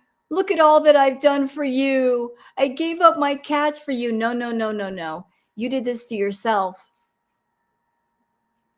You were fine in Canada. You had the villa. You had Pete as your roommate. You had the cats. All you had to do was take care of what you had, but you didn't. Rather than take care of it, you gave it all up to chase a man across the world that had wanted nothing to do with you except for the paycheck. You made that choice and you kept making it. You kept on with it for 3 years because you're stubborn and you suffered. You pursued this fake relationship at a huge cost. Chantal, have you ever heard of a Pyrrhic victory? Do you know what that is? A Pyrrhic victory is a victory gained at too great a cost. So you met up with Salah. You pursued this fake marriage just so you can get on YouTube and say to Girl World, "Where's your husband?" And try to rub it in our face, although there really wasn't much to envy or be jealous of. You thought you actually did something. You thought you were eating with this fake marriage. All you did was eat your own regret and your own bad choices. So, for the sake of a fake, phony YouTube marriage, it came at a great cost. Your health has suffered. Your channel has suffered. You're nearly broke. All for what? A guy that didn't care about you. And yet, even now, you won't own your bad choices. You won't say, "I'm stupid. I'm an idiot. I don't know what I was doing. I'm such a fool." That might actually show that you're growing a little bit. You. Oh, I burp and fart like I'm gross. Well, too fucking bad. Yeah. And you don't deserve me. Honestly, nobody deserves you except for the worst of the worst scum. They deserve you, but a good man does not deserve you. They don't deserve everything that comes with you. And again, no sympathy over here, Chantal. You had two decent men in your life that loved you. BB loved you. He was a decent, hardworking man. You cheated on him. You didn't appreciate him. Pete loved you. Did you appreciate him? No. You want a decent man, and yet in the two times that we know of that you've had a decent man, you treated them like crap. You cheated on them. You lied to them. You were messy. You didn't appreciate what was given to you. And you wanted to be messy and feral and not take care of yourself. So water finds its own level. You want to be scummy? You want to be scammy? You want to be a liar? You want to be a manipulator? You want to be a cheater? Then you hang with your own. And you deal with the consequences of hanging with your own. You want a good man, but you don't appreciate a good man. And then you complain about being with the bad men. Although, honestly, that's what you deserve.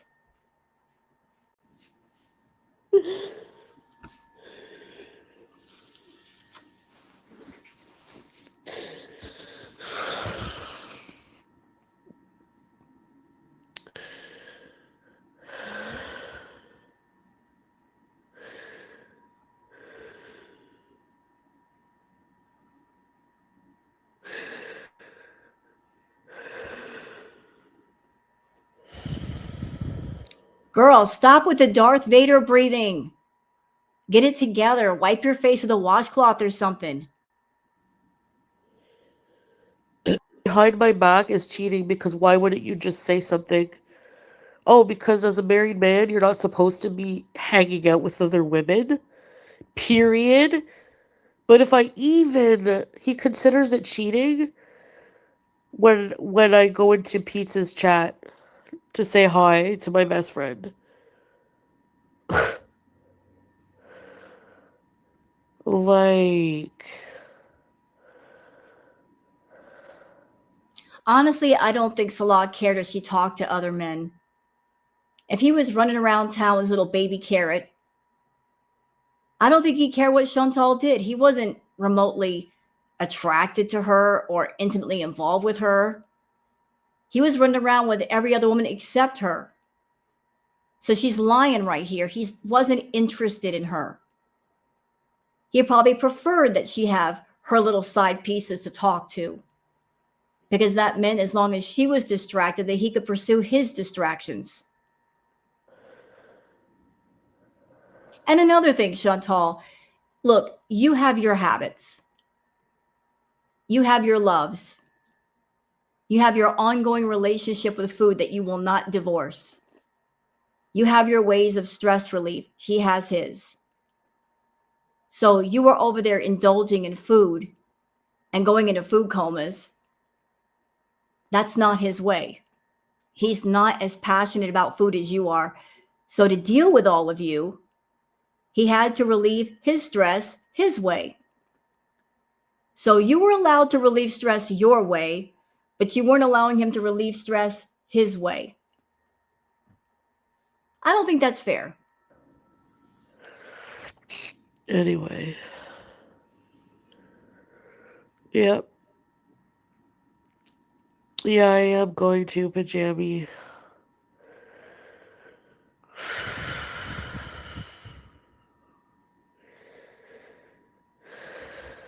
Yeah.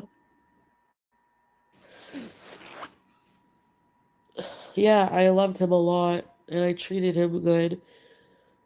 So, Chantal looks at, I'm with a man and I treated him good. Translation, I'm with a man and I'm paying him and I'm paying his way.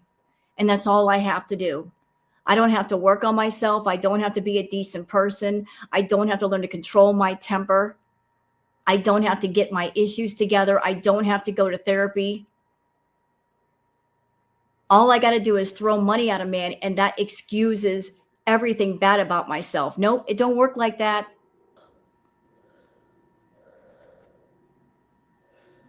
yeah, I know, pause, I will.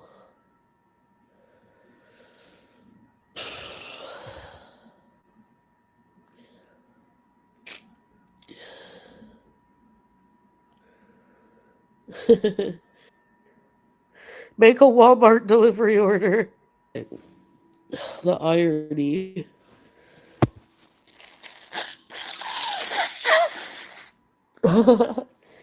Yeah. This life even better. Liz, right? Thank you.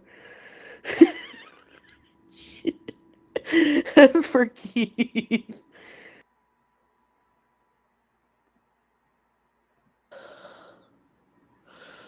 He's definitely marrying a cousin. Yep. I find that really weird, marrying a first cousin, but that's how they do things. So he is getting married. Look, there were some hints that were dropped that something was going on. That his family was flying from Kuwait over to Syria. And that felt major. Like, why would his family fly from Kuwait over to Syria? That feels like a wedding. And over in the Middle East, weddings can sometimes go on for a week. The celebrations go on for a week. So he is getting married. And that's why she's having a meltdown, because it's over. There's no going back. There's no chance. The door is shut. It's locked. It's over.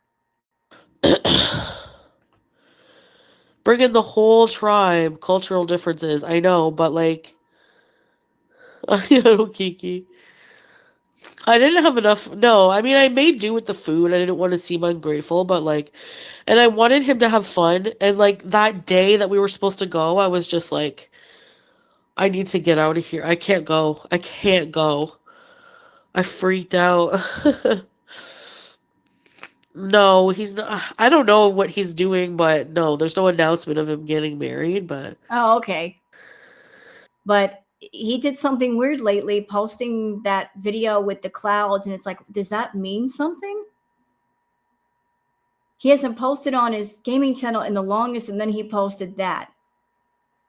And then I've gotten word that his family was flying in from Kuwait to Syria, and that just feels like a major thing. Like, why would they do that? We definitely had irreconcilable, and none of these things were a problem when we were in Kuwait. Um,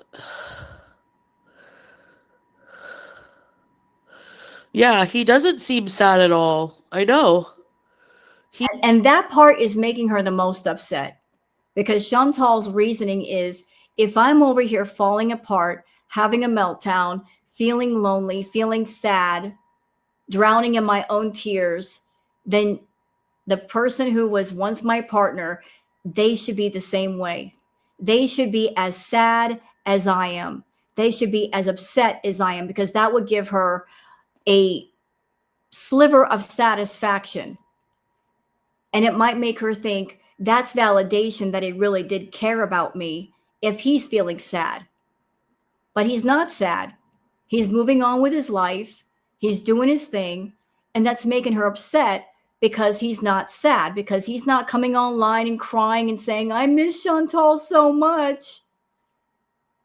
She's still wanting validation that he cared about her. He never did. He did one, like, a little bit, and then yesterday he told me he's sick again. He had a cold or a flu, and his dad there and his family, he's been visiting nonstop with people, and that's pretty much it. And I told him I have to block him because I can't keep, like, living this way. I need 100% closure. Like, I can't. I doubt her story. I wonder if she's not blocking him, he's blocking her. I think that's the real story. That he is cutting off contact little by little and he's ready to let her go. He wants nothing more to do with her. Her YouTube channel is her thing. It's not his thing. It was never his thing. He was just an accessory. He was just an addition, but he really didn't want to be a part of it. Honestly, he wanted the benefit of the money, but that's all he wanted. He didn't want to be in the spotlight, really, especially when things started going south. So it's like he can't benefit from it. It's not his deal. He's not in control of it. So he wants to separate himself away from it. Oh, well, I thought we would be best friends, like you and Peace when you broke up. Why can't we be best friends? I'm like, I don't see you as a friend, and that hurt his feelings. Sure, sure. He wants to be your best friend. Chantal, you are a clingy creature. You're a stage 5 clinger. I bet if we took this situation and reversed it, it'd be much more truthful. I bet you were on the phone begging him to stay friends and let's keep talking. And he said no. And that's why you're crying right now. So I did notice that I never mentioned was every time you guys would get into it, he would always mention your mental health. It seemed like he might always try to use your mental health. Yes, Nina, that's one of the biggest reasons he doesn't think we could ever like work out. Thank you. Feel better, Foodie. Do you think Salah was guilt tripping you about leaving Kuwait? I think it was his plan to go to Syria. uh, no. I don't think he guilt tripped, but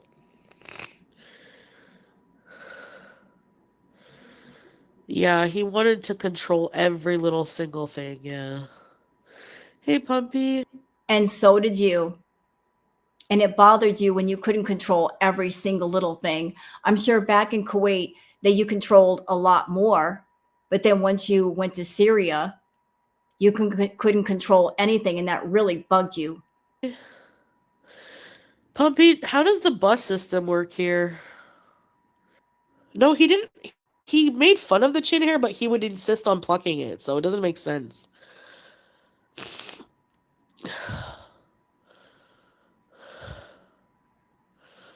When he kicked you for swearing, kick like little kick on the side, yeah.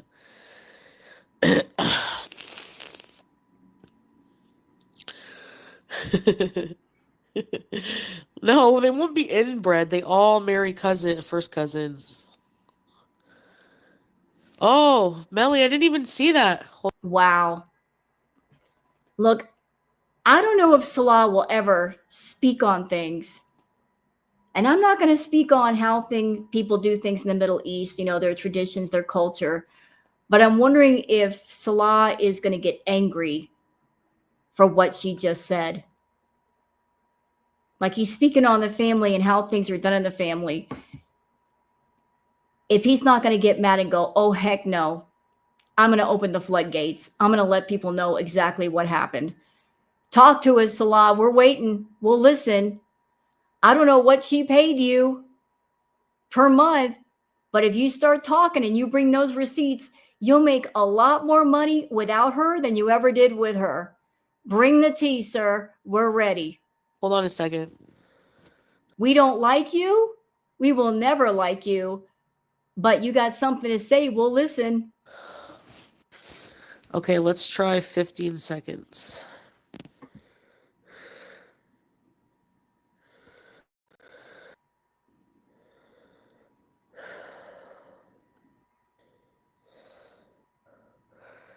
And then I believe in God, but it's like, which religion is right, you know?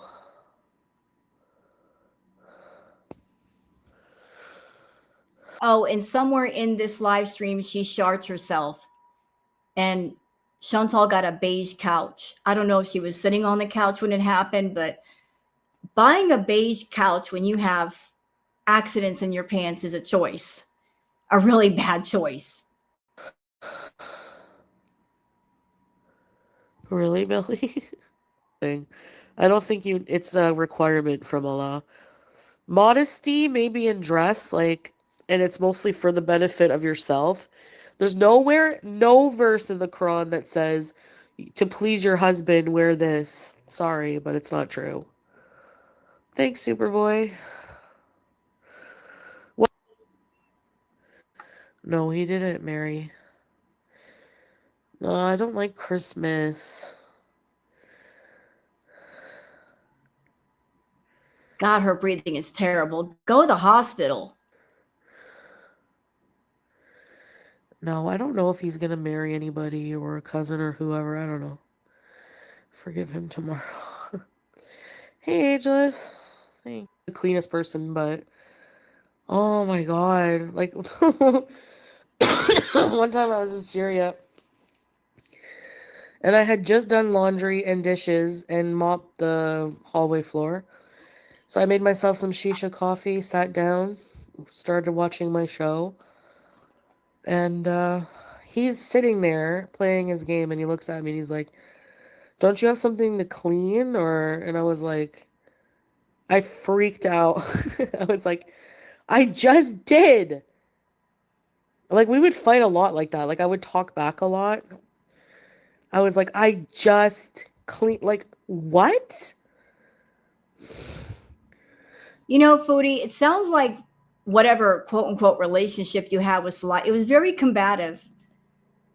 It was full of anger. It was full of frustration. It was full of differences. All the more reason to not be around him because all you do is make each other mad.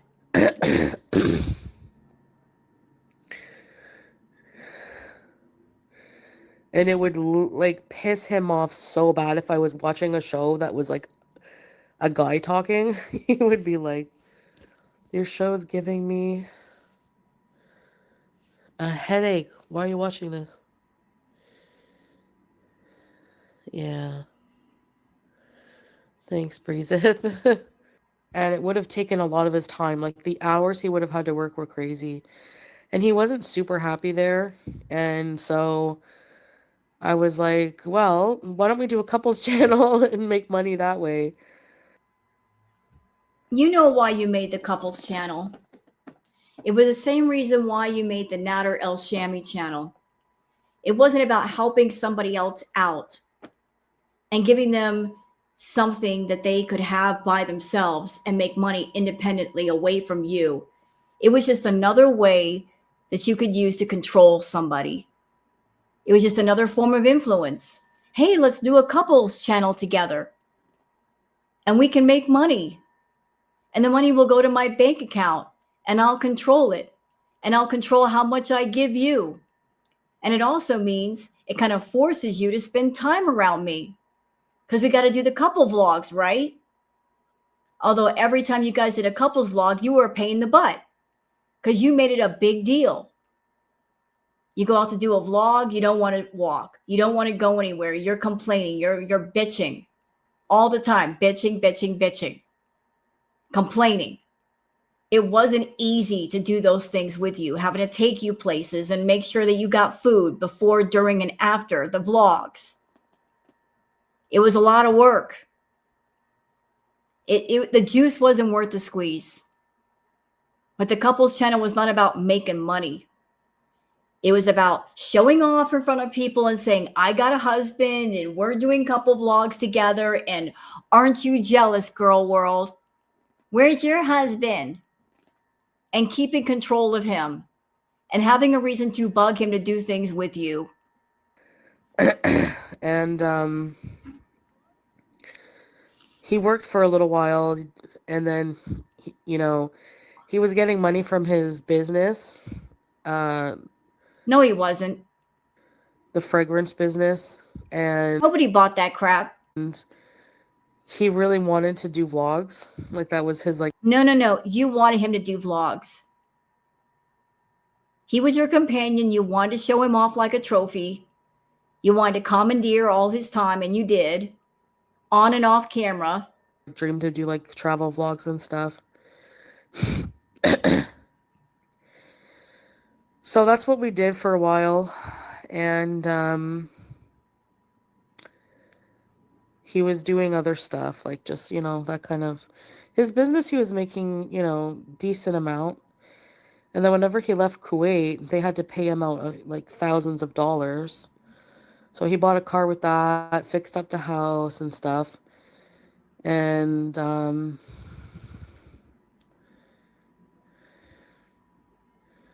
yeah. No, I did change my passwords.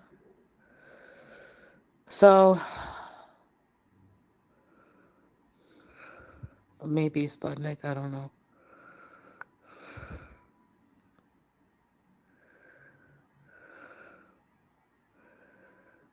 It wasn't my fault about leaving Kuwait.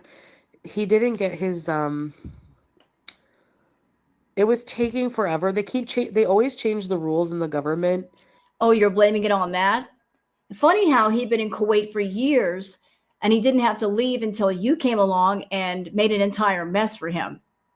It was your fault, Chantal, and you still to this day are not owning it. Had you not gotten money greedy and you were snatching kittens off the street, he probably would still be in Kuwait.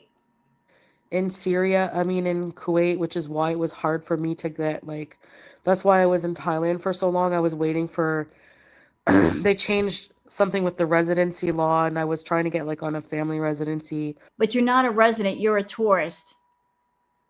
You'll never be a resident of the Middle East, ma'am.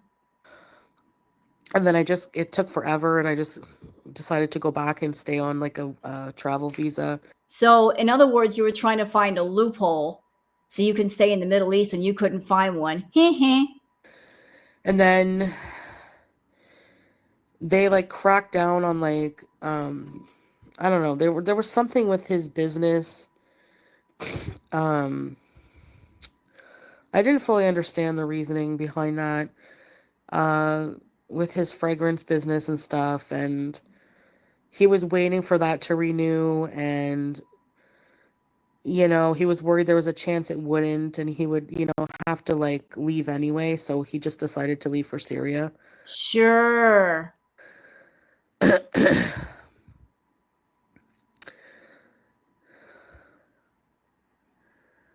So, like, anyway, if he didn't love me, I doubt he would have, honestly. And even, like, when he was cheating, he admitted he loved me. So I'm pretty sure at that point, if somebody cheats on you, they don't love you, period. Not the kind of love that you need. If he loved you, Chantal, why was he taking your money? You were paying for his love. Remember that comment that you made a while ago about Natter? All he has to do is fake love me and I will give him everything. So you're okay with fake love. As long as somebody pretends to love you, you're cool with it for a while. You'll accept that. If that's the only thing on the table, you will accept that if that's all you can get. But then later on, you try to change the contract. You want to scribble in, you know, subclause, I want real love. We're going to start out with the fake love. It's okay for now, but as I get my feelings more and more involved, I want the real thing because I feel entitled to it. It don't work like that. If it's about business, then it's about business and it will stay about business. If Salah and even Nader really loved you, then they would have said, you know what? I really do care for you. Stop giving me your money. But they never said that, did they? Never. They said, keep the money coming because they wanted compensation for dealing with you. And you had to keep paying. Rent-a-husbands are rather expensive, aren't they? He wouldn't say he loved me if when he was actively in the middle of cheating with someone. But whatever. I don't have to explain myself. Love is just not enough. It doesn't matter. You were in love, but the guys that you loved never loved you back. And I think deep inside you knew that. You didn't care though because you were getting attention. You were just happy with getting attention from somebody so you wouldn't be alone. You'll do anything to keep from being alone. Like you decided to settle outside of yourself and inside of yourself. And that's where all of this frustration and anger is coming from because you decided to settle. And once you settled and you made a choice, then you weren't happy with your choice and you wanted more and you weren't entitled to more. Your favorite reality show? $5 to be mean. I still have feelings for him, yeah, but I know that I shouldn't because I try to remember like just the bad things because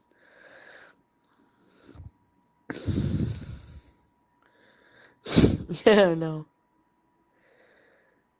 No, I don't want to have children. I can't stand them for more than a couple of hours. So, and I feel bad about that. I feel like I'm been like conditioned to feel like my life is worthless if I don't have kids. That's how sad it is. Chantal, even before your experience in the Middle East with Salah's family, you didn't like kids. So don't you dare point a finger over at the Middle East, over at Salah's family, and saying, I hate kids because of them. The kids were fine. They never bothered you. And what about this love that you said you had for Sasa? Weren't you adoring Sasa? Now you're saying you hate kids? So you don't like kids, but you'll use one for a grift, won't you? You have no shame about that. You don't like kids, but you'll gladly snatch one up and use one for a grift for your beezers with no regret. You're shameless like that. I don't like kids, but I'll gladly use one to make money. Disgusting. And actually, you know, he doesn't want to come to Canada. He's like so not wanting to do that now. Well, maybe that's because it involves you.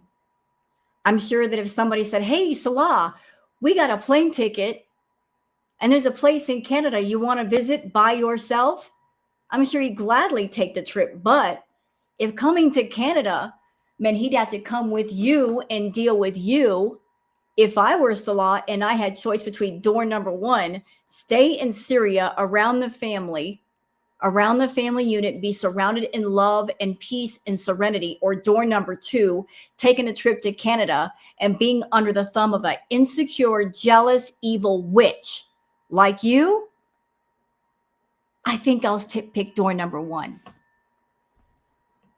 I think I would rather pick peace and serenity over tyranny. So maybe a little bit kiki, but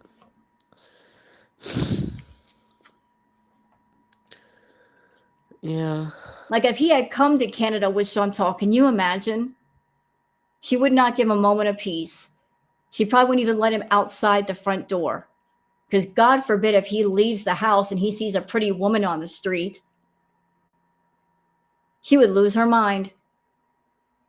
Absolutely lose her mind. He would have way too much freedom in Canada to go where he wanted to go and do what he wanted to do. And she would not allow that.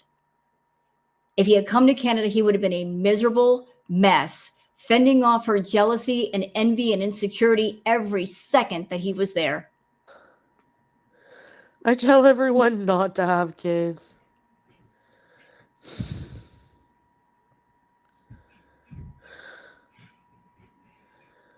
His loss.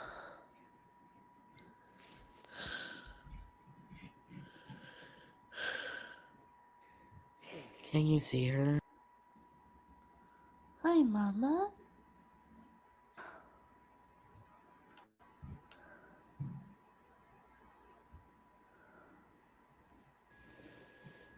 Oh my gosh. It's starting teardrop.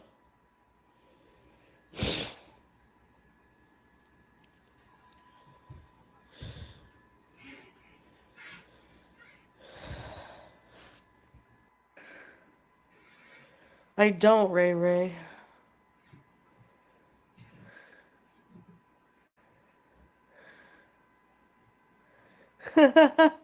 Teardrop. Miriam? No way. I'm just sick. Like what? I'm just being myself. Let them think I'm a sharmuta. I treat all people the same, men, women. Like that. I could never. I no matter how much I try, a fuck here, a fuck there would slip out. A fart here, a fart there would slip out. You know. Um.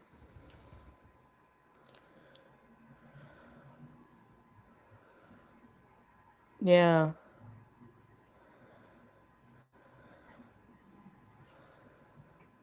Quote unquote.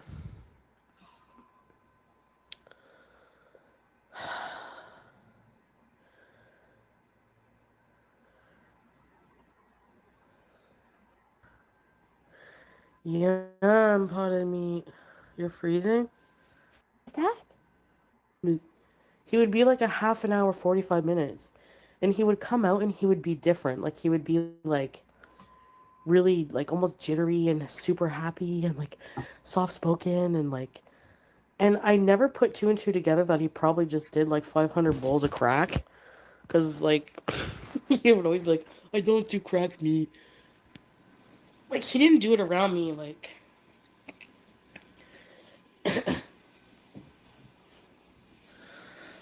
so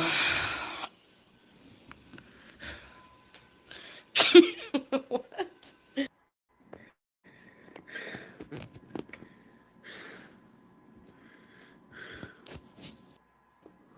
Oh, Lord, she finally turned the camera on. Wow. Girl, you look bad. But wait a minute. Didn't she say she was sick? She said she was sick and she's over there eating a corn dog. How can you be ill and eat this food? I guess you're not that sick. And I don't think that food's going to help you feel better, but you do you, Foodie. You do you. No, I'm not wearing a hijab, I guess. I'm sorry. I don't want to see her eat. Can we go ahead a bit more? Thank you.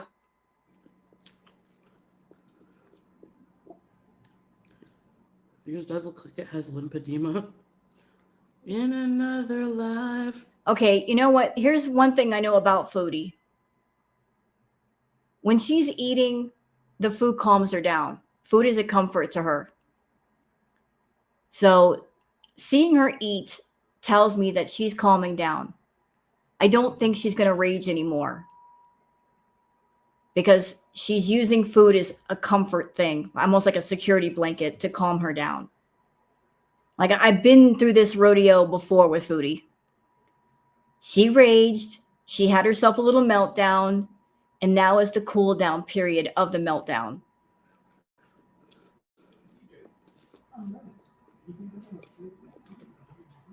And still no scooter. I have to wait to buy it sometime. Are you complaining because somebody didn't buy you a scooter? You're an absolute lunatic if you think somebody's going to give you $1,500 for a scooter. I don't know if Wanda promised you a scooter, but apparently Wanda is gone. And considering the fact that your Beezers have already paid for a lot of stuff, and the fact that you spent $10,000 already in Canada, paid for by the Beezers, all of that came from them. The least you can do is buy your own doggone scooter if it means that much to you.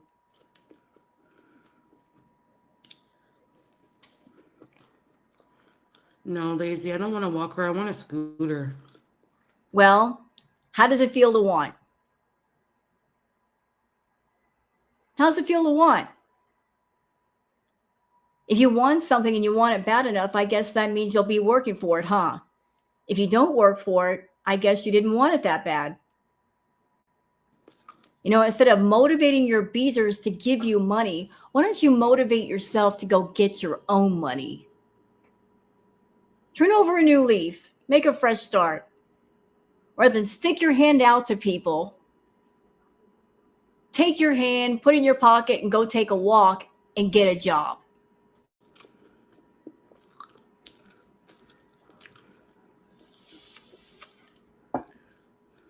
Heidi. Oh no, I'm confused.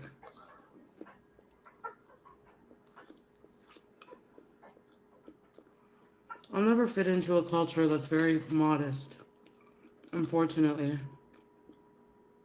Do you have to be modest in Christianity? No, I'm supposed to see her tomorrow, Tracy. She knows I'm sick. Really, Ash? He has no kids. Body meat. Mm-hmm.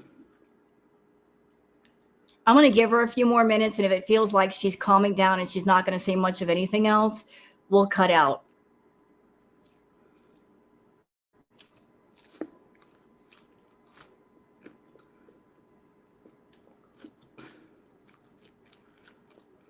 Make a rental fund?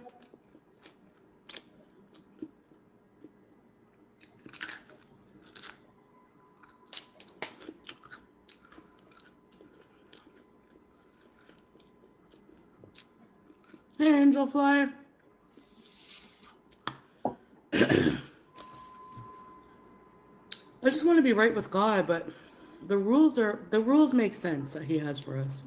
We can't just go through life lawless sacks of crap. We have to have some moral compass. And you don't have one. Yours has been broken for years. Hey, Sue.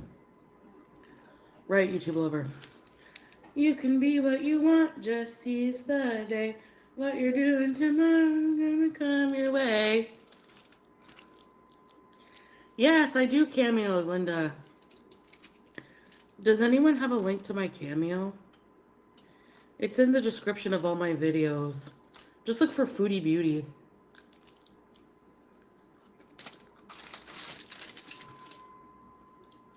Lord, she's eating another one. Girl, slow down. Ew.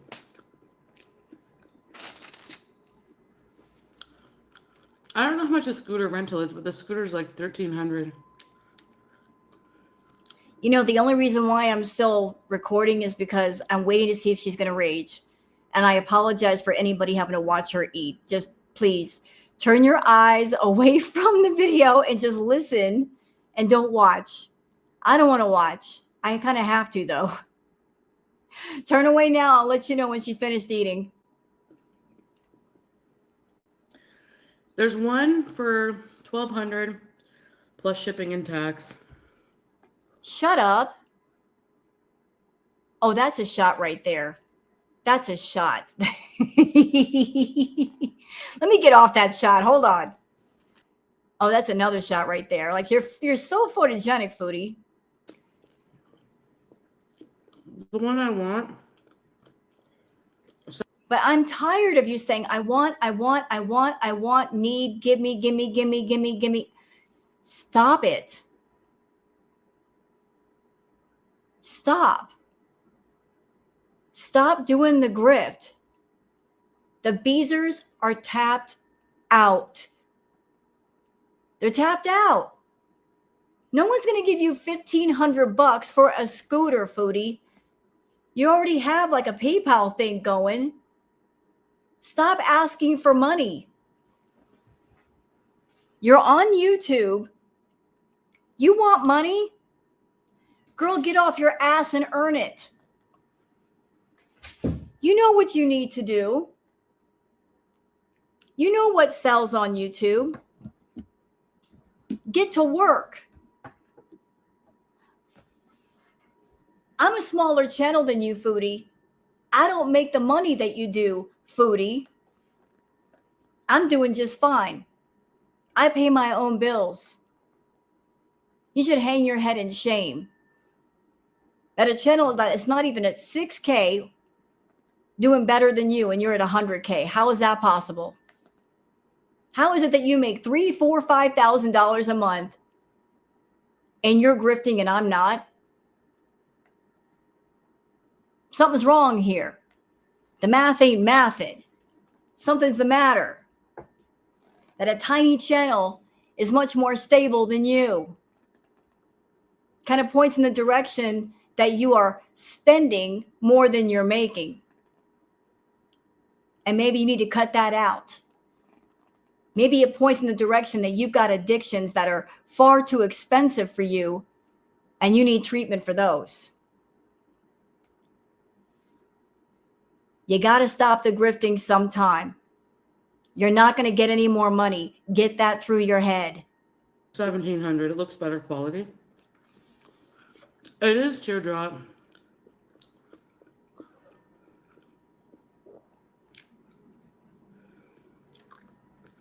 Hash browns? Oh, man. A lot. Melly. I mean, listen, Beezers. She's sitting in an apartment. She's comfortable. She's got a bed. She's got a couch. Obviously, she's got food. She's not starving. She's fine. She doesn't need money. You understand what I'm saying? There's no need of money here. There's a want of money. She blew through all of her money. That's her problem. It's not a you problem. It's a her problem. Let it be a her problem. It's true.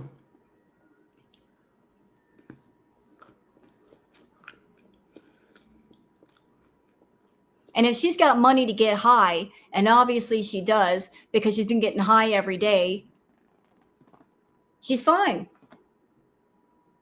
Because if she were on hard times, then she would be taking her money that she uses for party favors and spending on essentials. Because that's what you do when you're in survival mode. You spend money on essentials and that's it. You go without the luxuries if you have to. You do what you got to do and only what you got to do and no further. So don't let Foodie get in front of y'all over there and say like, I'm on hard times. Bullshit. She's got money for green. She's got money for fast food. She's getting fast food deliveries.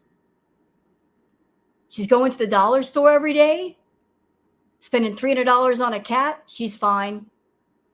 And if she's not your headache. Mm-hmm.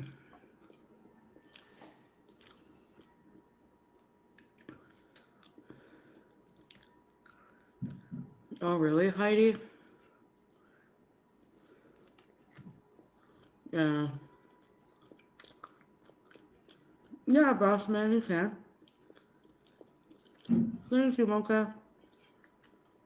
Okay, you know what? I can't take this. I love y'all to death, but I don't like her eating. I'd rather not. I didn't know how long she'd be raging for, so that's why I captured what I captured, because I got a feeling she's going to dirty delete this stream. I don't think it's going to be up for long. Maybe like a few hours or a day, and that's it. She's raging. She's mad at Salah. He might reach out to her. They might reconcile, or she might feel bad and delete this. And if that happens, well, then free real estate for the reaction channels. More free stuff that we can make money off of, and she won't. Whatever. But I want to get my copy before it's gone. So that's what I did. That's what I did. And I know we're going kind of backwards right now, but should I do the Twitter peeps or should I wait them for later? You know what? We're at 2 hours. I think I'll end it here. We'll do the Twitter peeps for another react. So I hope you guys have enjoyed this react. It was a good one. It was a good one. We got a good one, y'all. But it's time for me to go. And I don't know, she might be live again. Who knows? So y'all take care and have a good one. And don't forget to like and subscribe. Bye.